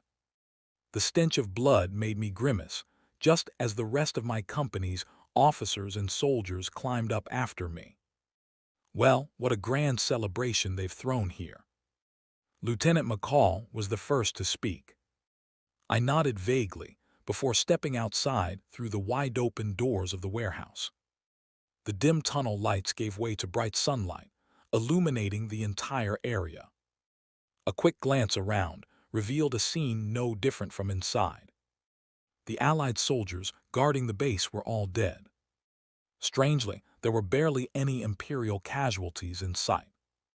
Even if this had been a surprise attack, the difference in skill was staggering. I almost felt sorry for the kingdom's forces. Clicking my tongue in irritation, I flinched as a sudden explosion echoed nearby. Turning my head, I saw artillery shells raining down on the city. Fortunately, it wasn't indiscriminate bombardment. The strikes were concentrated on military installations, sparing civilian areas. It was proof that the empire was still adhering to wartime international law. Though whether the soldiers themselves would abide by such laws remained questionable. Through the warehouse's open doors, I could already see imperial soldiers butchering their enemies. Kingdom soldiers were tumbling out of shattered windows in nearby buildings, their bodies hitting the ground with sickening thuds. The urban warfare unfolding before me was almost too efficient, an overwhelming display of imperial dominance. So this is the Magic Mobile Corps, the Empire's so-called elites. I couldn't help but be impressed when a light brown-haired woman suddenly appeared beside me. It was Freen. A gruesome sight, she said. Surprised to hear something rational from her for once, I turned to see her standing in a solemn, almost prayerful posture. They must have been human once too. How could they not realize that shaking hands with beasts would turn them into beasts themselves? They deserve divine punishment, but their sins are still tragic.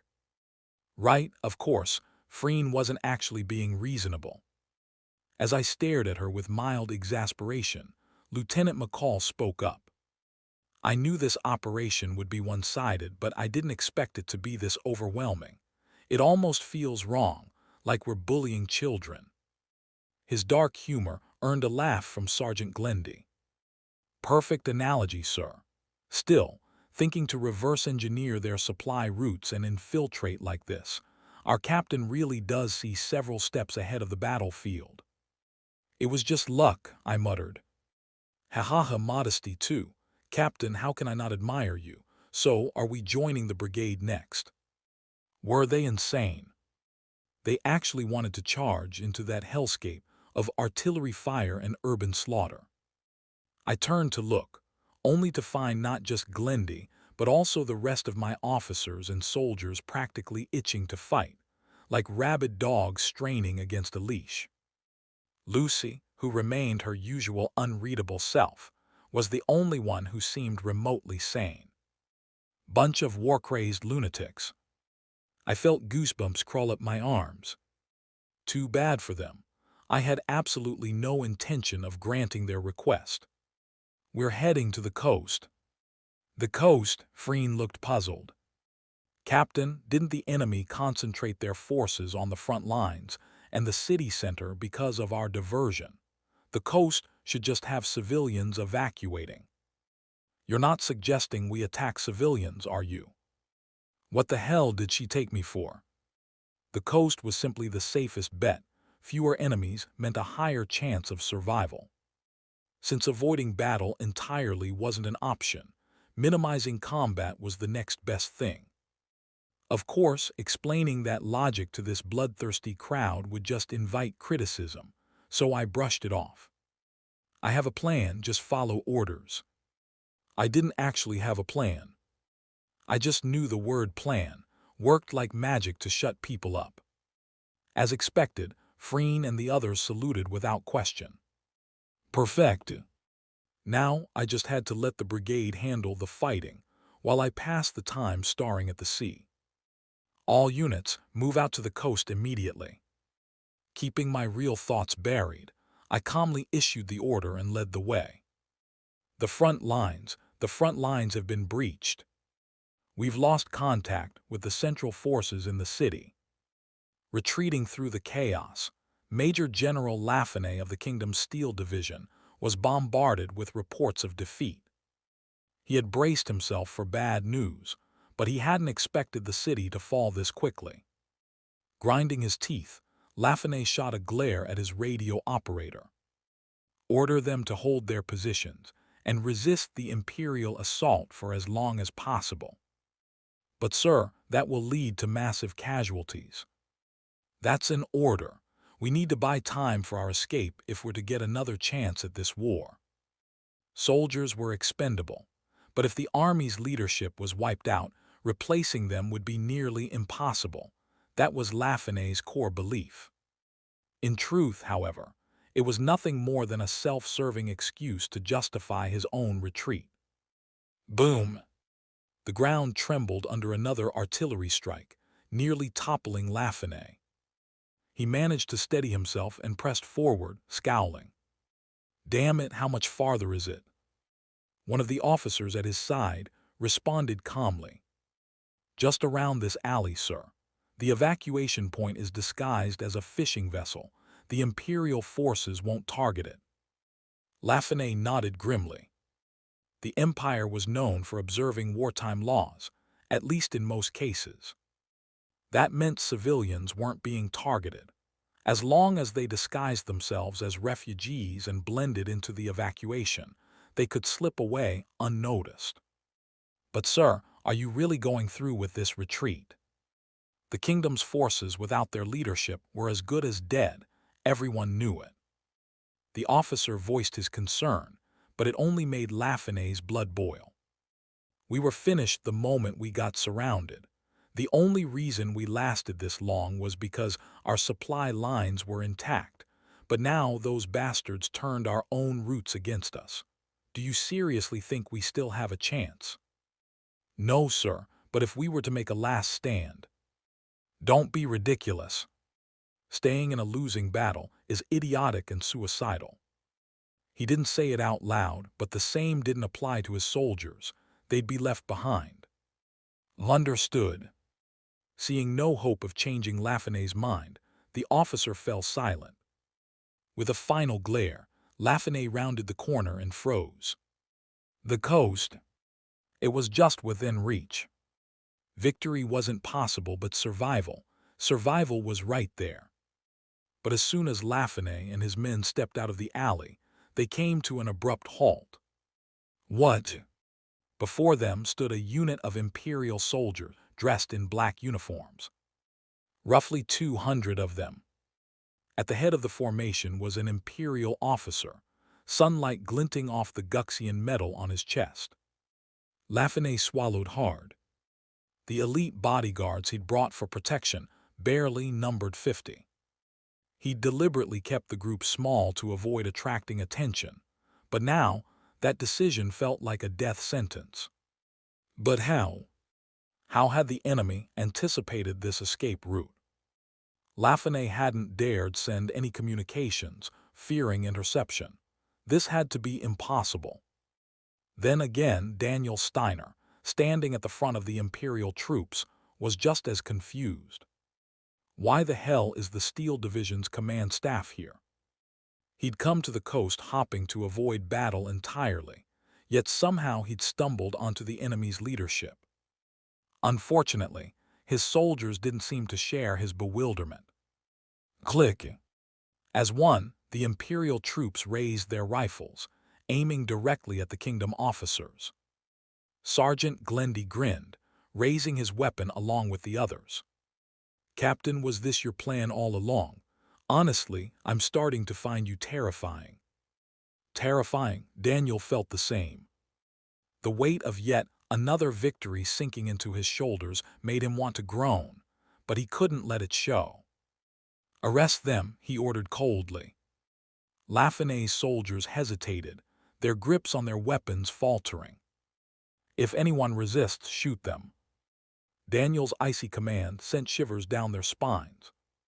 One by one, the kingdom soldiers dropped their weapons. It was the unspoken acknowledgement of their defeat and the fall of Nordia. Chapter 38. Lieutenant McCall carried out Daniel's orders, tying up the enemy leadership and soldiers with the help of their men. Some of the officers grit their teeth in humiliation, their expressions dark, but no incidents occurred. Daniel's earlier command, "Shoot anyone who resists," hung over them like a blade. These cowards, who had prioritized their own survival by blending into the evacuation, weren't about to risk their lives now.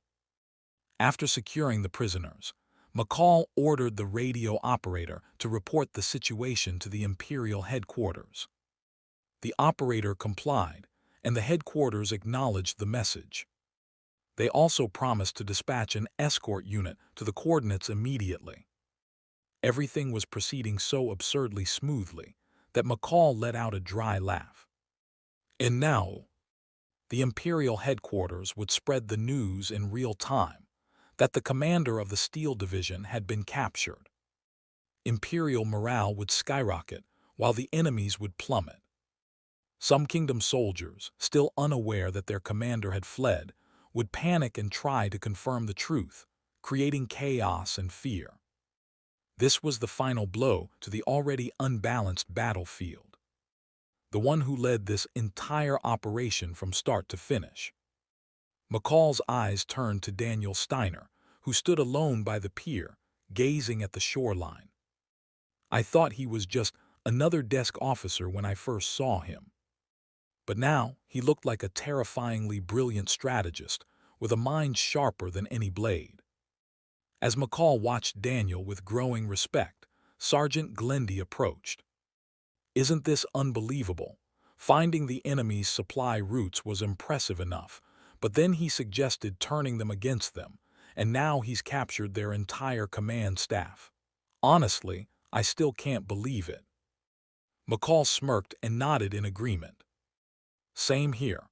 Who would believe that all these strategies came from one man? Maybe we're witnessing history in the making." History? Yeah, think about it. The Battle of Nordia is enough to be recorded in the history books. Ordinary officers like us might not be remembered, but the captain, his name will definitely make it in. Glendy let out a laugh. Thinking about it like that, it's almost exciting. We've fought under someone who might be celebrated as one of the Empire's greatest heroes. Makes for a great story to tell later. An Imperial hero. The thought seemed far-fetched, but seeing Daniel's accomplishments, it didn't feel entirely impossible. There's an even better title for him. Glendy and McCall flinched as Freen suddenly appeared between them. Before they could react, she spoke. "To me, Captain Daniel Steiner isn't just a hero. I think he's a saint, sent by God to protect the Empire from the beasts of the allied nations." Freen's eyes narrowed as she gazed at Daniel, her lips curling into a faint, almost reverent smile. "With Captain Steiner leading us, those beasts will burn in hellfire. Only the Empire and those who follow it will remain." Her fanatical words sent a chill through McCall and Glendy. They wanted to see the Empire victorious and the allied nations defeated, but wiping out everyone except Imperials. That was insanity. They suspected it during the earlier battles, but there was something undeniably unhinged about Freen's gaze. Still, they couldn't outright criticize her. Her loyalty, no matter how twisted, was unquestionable. Breaking the tension, Glendy cleared his throat.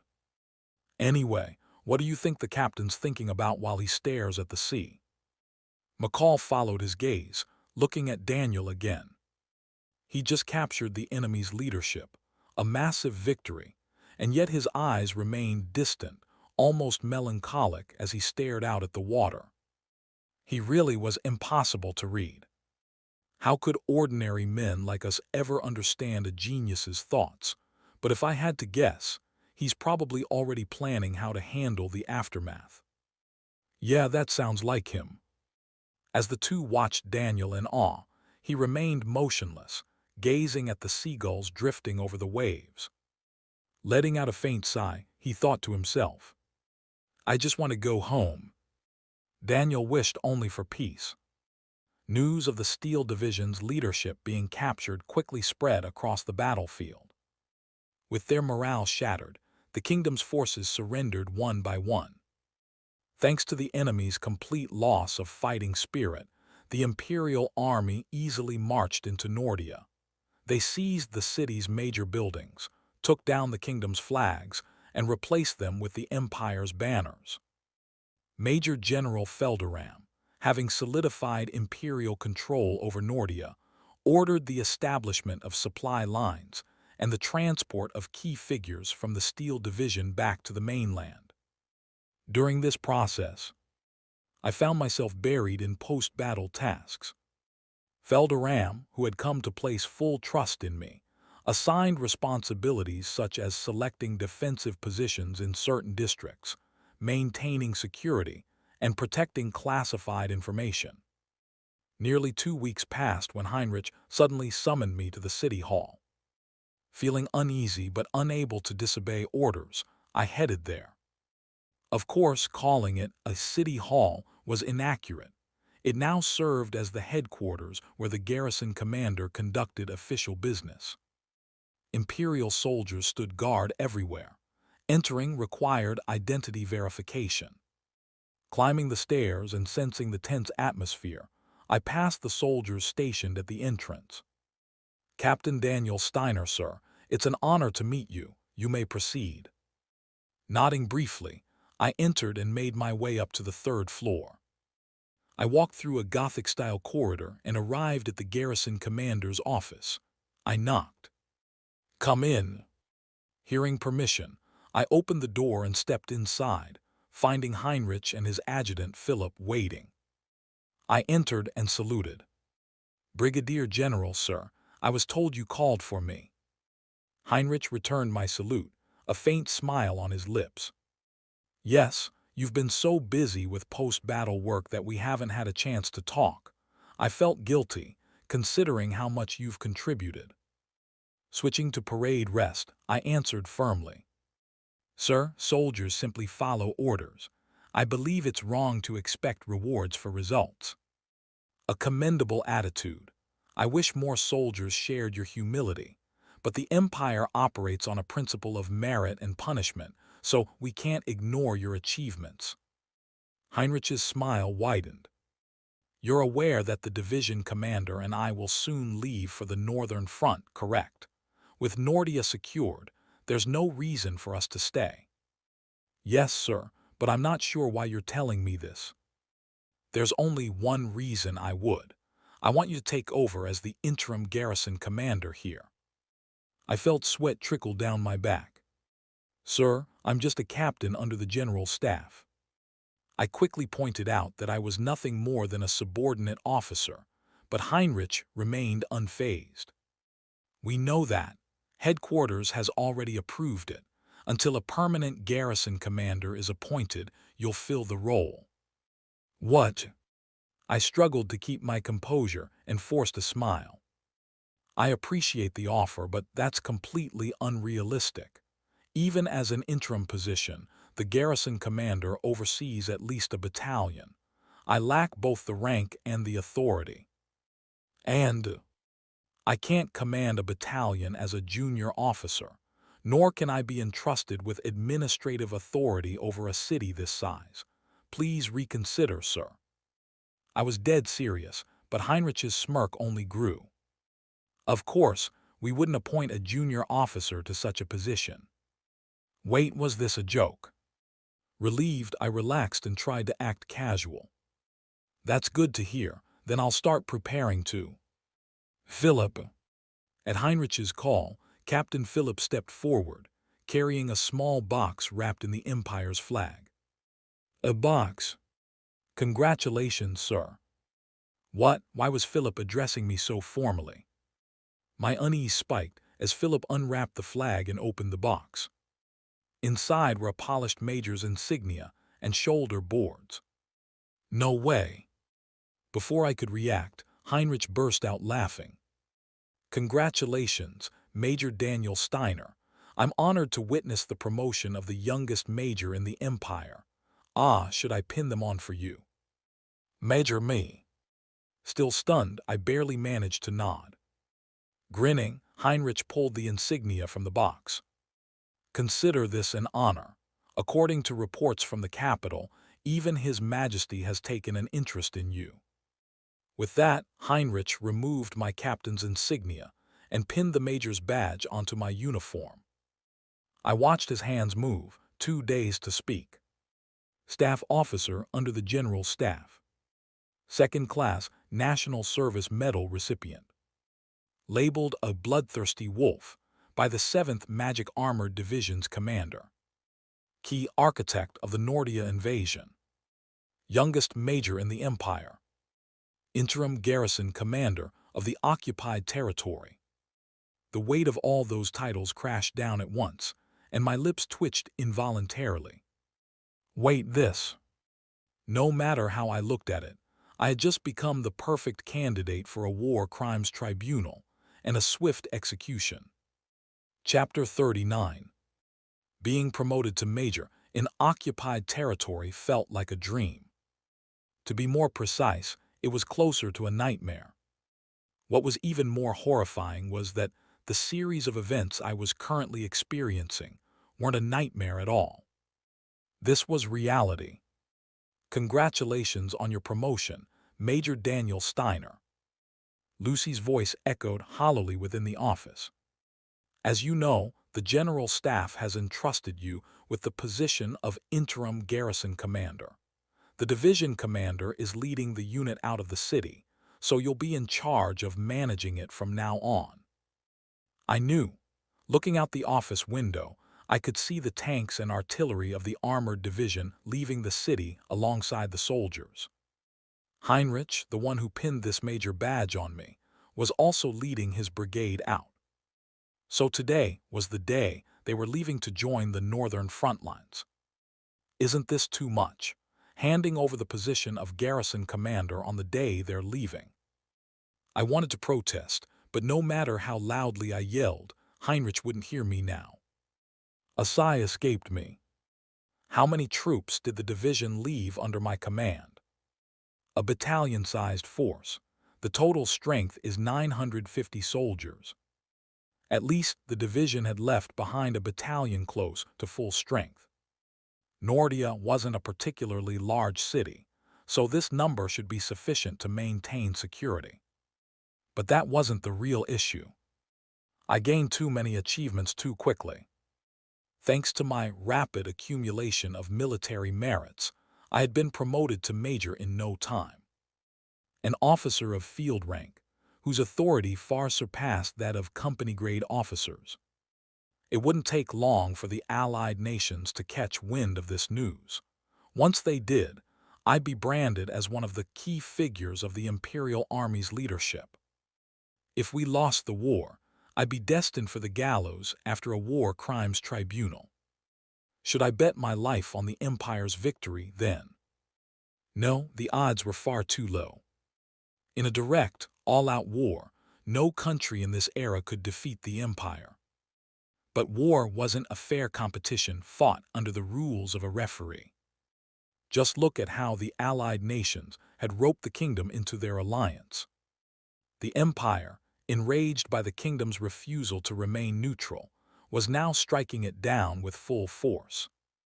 But what would happen when the kingdom, bleeding profusely under that blow, collapsed? The great powers would think, is the Empire about to become the dominant global force? Terrified by that prospect, they would start pouring support into the Allied nations. The leading examples were the Socialist Republic to the south and the Velika Federation to the northeast.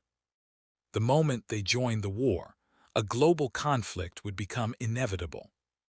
And the Empire would suddenly find itself fighting against the Republic, the Federation, and the Allied nations on three fronts, with only the sea at its back. Betting on the Empire's victory under those circumstances was no different from a gambler staking their entire life on a long shot. The stakes are my life, so I need to be careful. Things were spiraling out of control, but nothing had fundamentally changed. Unless the Empire experienced a series of miraculous events capable of reversing its unfavorable prospects, I had no choice but to find a way to escape it. Of course, with my name already gaining notoriety, defecting through conventional means wouldn't be possible. Even if I could find a place to accept me, there was no guarantee they'd protect me. But if I could offer the Allied nations a deal they simply couldn't refuse, that might change things. Major. Lost in thought, I flinched and turned around. Lucy was looking at me with her red eyes, blinking silently. I had momentarily forgot that Lucy was a spy for the Allied nations. Now that I was a major, the odds of being assassinated had probably increased. Breaking out in a cold sweat, I tried to hide my unease as Lucy tilted her head slightly. Apologies for interrupting your thoughts, but I believe it's time we began drafting the city's development plan. Ah, right. Clearing my throat, I clasped my hands behind my back, trying to appear as natural as possible. Development plan. Isn't the focus simply maintaining order, strengthen patrols in high-crime areas, and stick to the existing administrative practices? I trailed off mid-sentence. I suddenly understood why Lucy had emphasized the need for a development plan. Don't tell me the administration has collapsed. Lucy nodded. That's correct. Most civil servants escaped on fishing boats, and the higher-ranking officials, including the mayor, fled the war altogether. So we'll need to rebuild the administrative system. I paused to think before speaking again. Restoring basic public services should be the priority. Distribute military supplies to organize food rations, recall any remaining doctors to revive medical services, and maintain order through cooperation between the garrison troops and local police. Also, I cut myself off mid-sentence. Wasn't it a bad idea to execute the General Staff's orders as efficiently as possible? If my operational abilities were deemed too competent, I might be assigned similar tasks at the front lines in the future. I already had to deal with assassination threats back in the capital. Leading operations in remote regions would only increase my chances of dying. In that case, it might be too late, but I had to start sabotaging my own evaluation now. If the city administration's revival was mishandled, citizens would grow dissatisfied. And if that dissatisfaction erupted into protests or riots, my incompetence would become apparent. The General Staff would decide I wasn't fit to serve as garrison commander, appoint someone new to replace me, and send me back to the capital sooner. I'd lower my evaluation and hasten my return, 2 birds with 1 stone. Good. Forming a thin smile, I gave my next orders. Select those without specific occupations and assign them to military labor. The battalion alone won't be enough manpower. They'll understand if we order them to handle chores and assist the garrison. Forcing the conquered population to support the occupying troops, dissatisfaction would undoubtedly explode. Not only the conscripts, but also their families and friends would share in that resentment. We'll also need to reassess the city's tax rates. What were the previous rates? I'm afraid we don't know. It seems the officials burned all related documents before fleeing, likely anticipating defeat. However, we could conduct surveys to get an estimate. No need for that. In fact, this was better. It meant I could impose taxes as I pleased.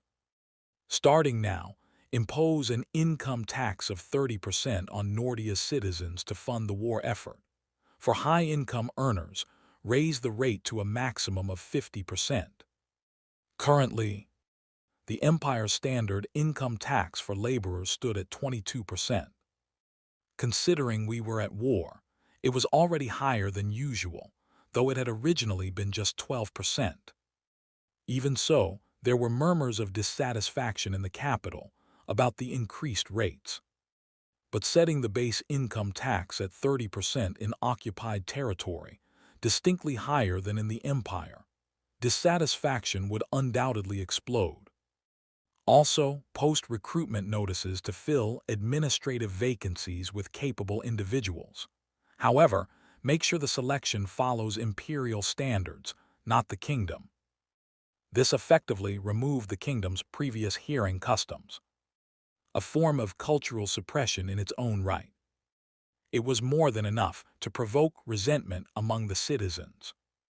After listening to my orders, Lucy saluted crisply.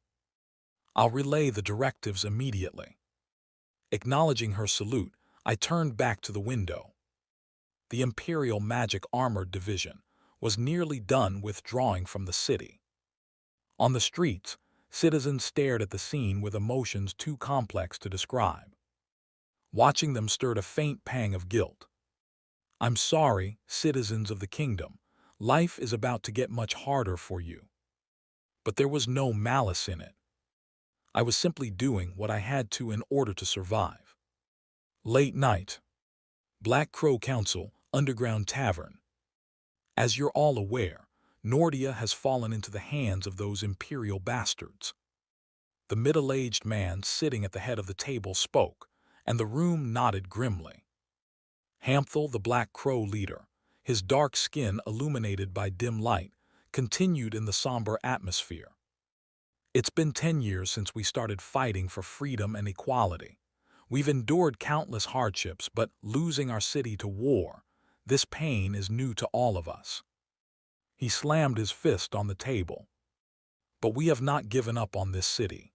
If we eliminate that monster Daniel Steiner, we might be able to take it back. Don't you agree? Yes. Voices of agreement rang out, echoing Hamthel's determination. Just as he looked around in satisfaction, the door burst open. It was Tarky, a young man acting as one of the Black Crow's informants. He was holding a stack of papers. Everyone, the garrison announced their plans for the city today. That bastard finally made his move. Let's hear it. No one had expected the garrison commander to let the city run freely under its old ways. As Tarky scanned the documents, the room fell silent. At first, they're conscripting the unemployed for military labor. They want us to work for the Empire. Unbelievable. What's the public reaction? Actually, it's not bad. They're offering proper wages, double the average worker's pay once you account for exchange rates. People are lining up to enlist. Proper wages. Caught off guard, the room fell quiet as Tarky continued. Next, the tax rates. Hot taxes, of course. How much are those scum raising them by? Well, they're imposing a 30% base income tax and up to 50% for high earners. They actually lowered the tax rates. Everyone in the council stared, dumbfounded. The kingdom's old rates had been 45% for base income and up to 70% for high earners. With the war, even higher increases had been expected, leaving the citizens drowning under taxes. But Daniel Steiner, the imperial commander, had just lowered them. As the council struggled to process this, Tarky scratched his cheek and spoke again.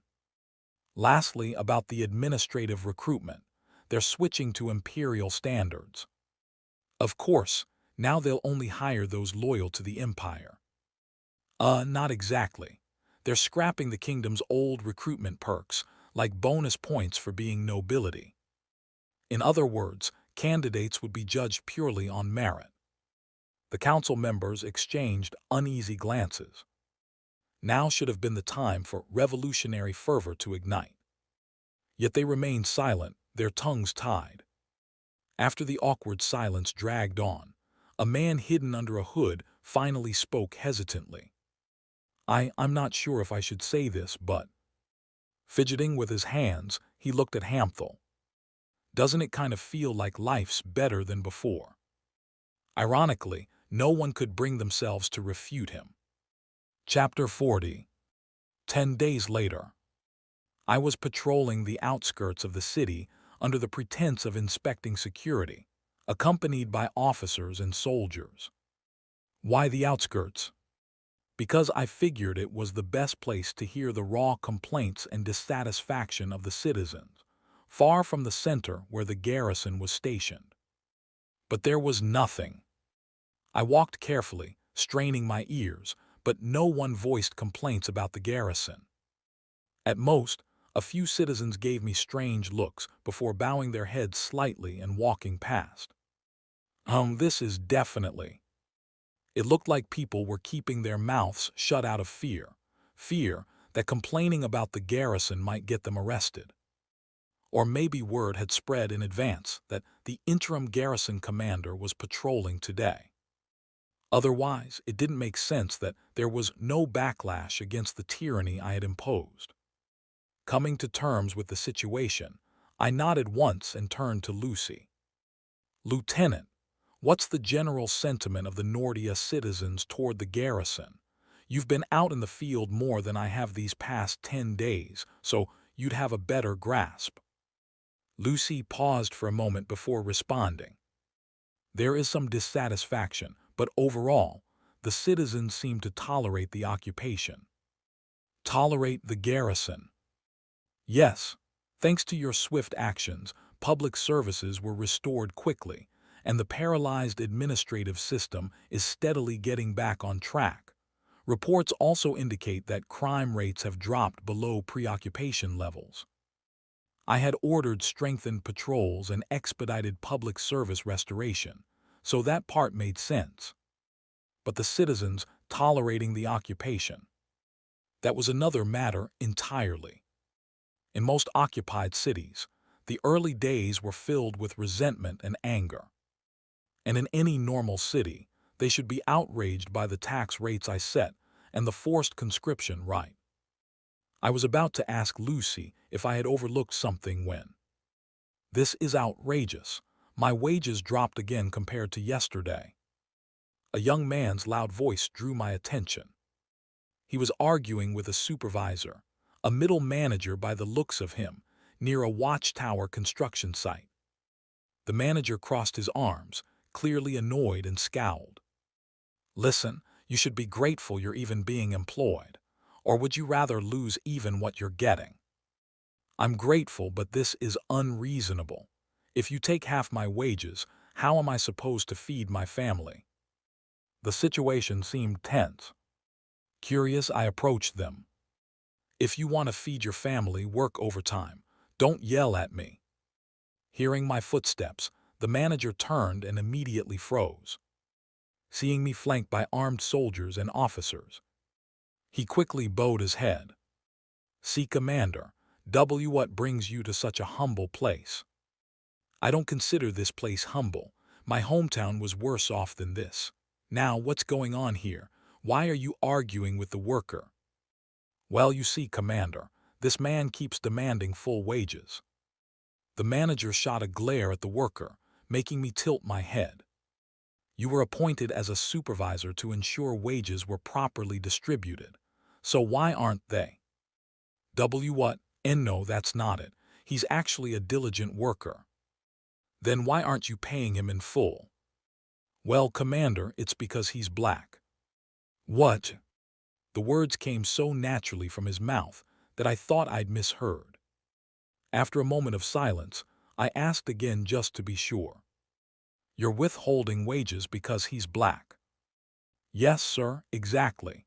His father was a slave, yet his son acts like a free citizen. It's absurd. Historically, colored people have been third-class citizens in the kingdom." I raised a hand, cutting him off. I didn't need to hear more. What a repulsive thing to say. Are you seriously citing kingdom law while serving under the imperial army? Or are you insulting His Majesty, who outlawed discrimination based on status and race? The manager's eyes widened in horror. Trembling, he clasped his hands together. "No, that's not what I meant. I was just—" "Shut your filthy mouth. Not only did you disobey my order to pay wages properly, but you also defied the Emperor's sacred law. Soldiers, arrest this man." "Yes, sir." Two soldiers stepped forward, kicking the man's knees out from under him. But he, forced to kneel, the manager's arms were twisted behind his back and bound with rope. "Commander, please, I didn't mean it." The manager pleaded desperately, but I didn't even spare him a glance. I let out a low sigh and turned to the black worker, who was sweating nervously beside me. "You!" Snapping to attention, the man stood stiffly. He looked terrified, as if he expected to be arrested next. The way he reacted, despite doing nothing wrong, told me all I needed to know about how he had been treated. "From now on, you're the supervisor of this area." "What, Commander? I'm not qualified for such a high position." "And who are you to decide that?" The man hesitated before speaking cautiously. What the manager said earlier is true. My father was a slave, and while I'm a free citizen, I'm still the son of a slave. Not to mention I'm black, so discrimination is. You really don't get it, do you? I asked who you are. Blinking in confusion, the man finally answered nervously. Daniel. Good, Daniel, I don't care in the slightest that you're a person of color or that your father was a slave. What matters is that you worked diligently and still weren't paid what you were owed. I'm here to fix that. I placed a firm hand on Daniel's shoulder. This is an order. From now on, you'll oversee the workers as a supervisor. Make sure wages are paid properly. And if anyone gives you trouble, don't hesitate to request assistance from the garrison. Tears welled up in Daniel's eyes. Trying to contain his emotions, he bit his lip and bowed deeply. Thank you so much, Commander. I gave him a single nod and turned to leave, then stopped abruptly. The officers and soldiers watching me were smiling faintly. Something about it sent a chill down my spine, and I quickened my pace. Let's head back, it's getting cold. I took the lead and the others followed. I tried to ignore them, but I could still hear their murmurs behind me. The commander is truly impeccable. Who knew his loyalty to the emperor was this strong? Well, there's a reason His Majesty awarded him the Medal of Honor. He's the model soldier. Just being under his command feels like an honor. It was Sergeant Glendy and Lieutenant McCall. Major Steiner is practically a saint sent by God. Honestly, most Imperials wouldn't even bother with something like this. Don't you agree, Lieutenant Lucy? I have to admit. That was Freen and Lucy. Encouraged by Lucy's agreement, Freen clasped her hands together and added excitedly, I hate racists and allied nations' citizens the most. Both are practically animals if you ask me. When will she finally realize she's insane? Meanwhile, at the Black Crow hideout, the third floor of a building disguised as a general store was crammed with telex machines and radios for transmitting coded messages.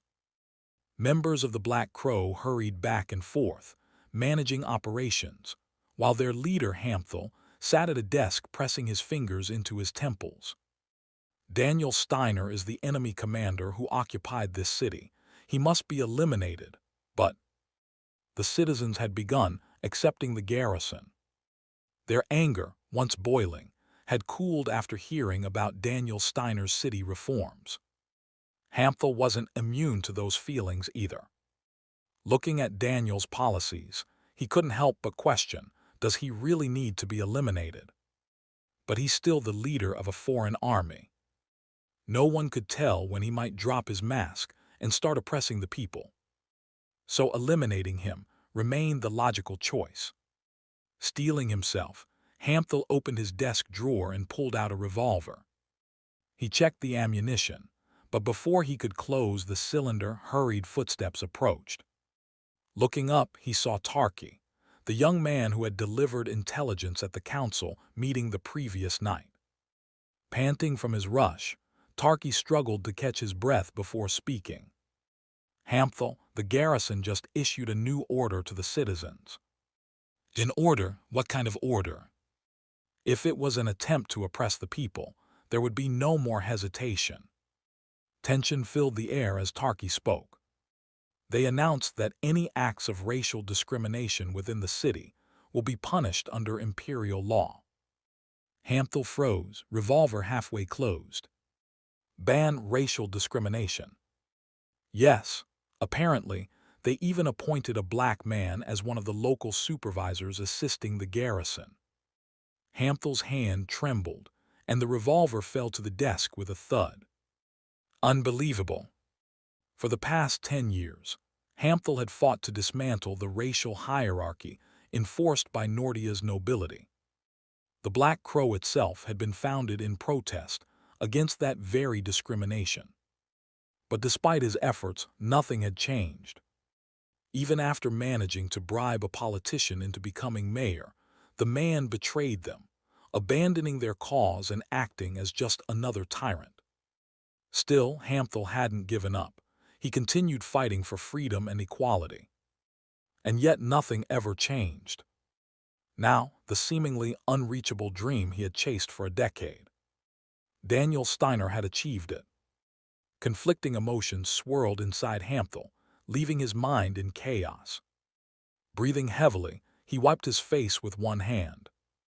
"Thank you for the report. It seems I'll need to observe Daniel Steiner personally." "What? You're going to reveal yourself?" "No, I'll just watch. I need to determine whether these policies are genuine or nothing more than a temporary facade to pacify the people. If it was the latter, then Daniel Steiner still needed to be eliminated. But if it was the former, then Daniel Steiner wasn't here as a conqueror. He might be the liberator who had freed this city from the kingdom's oppression.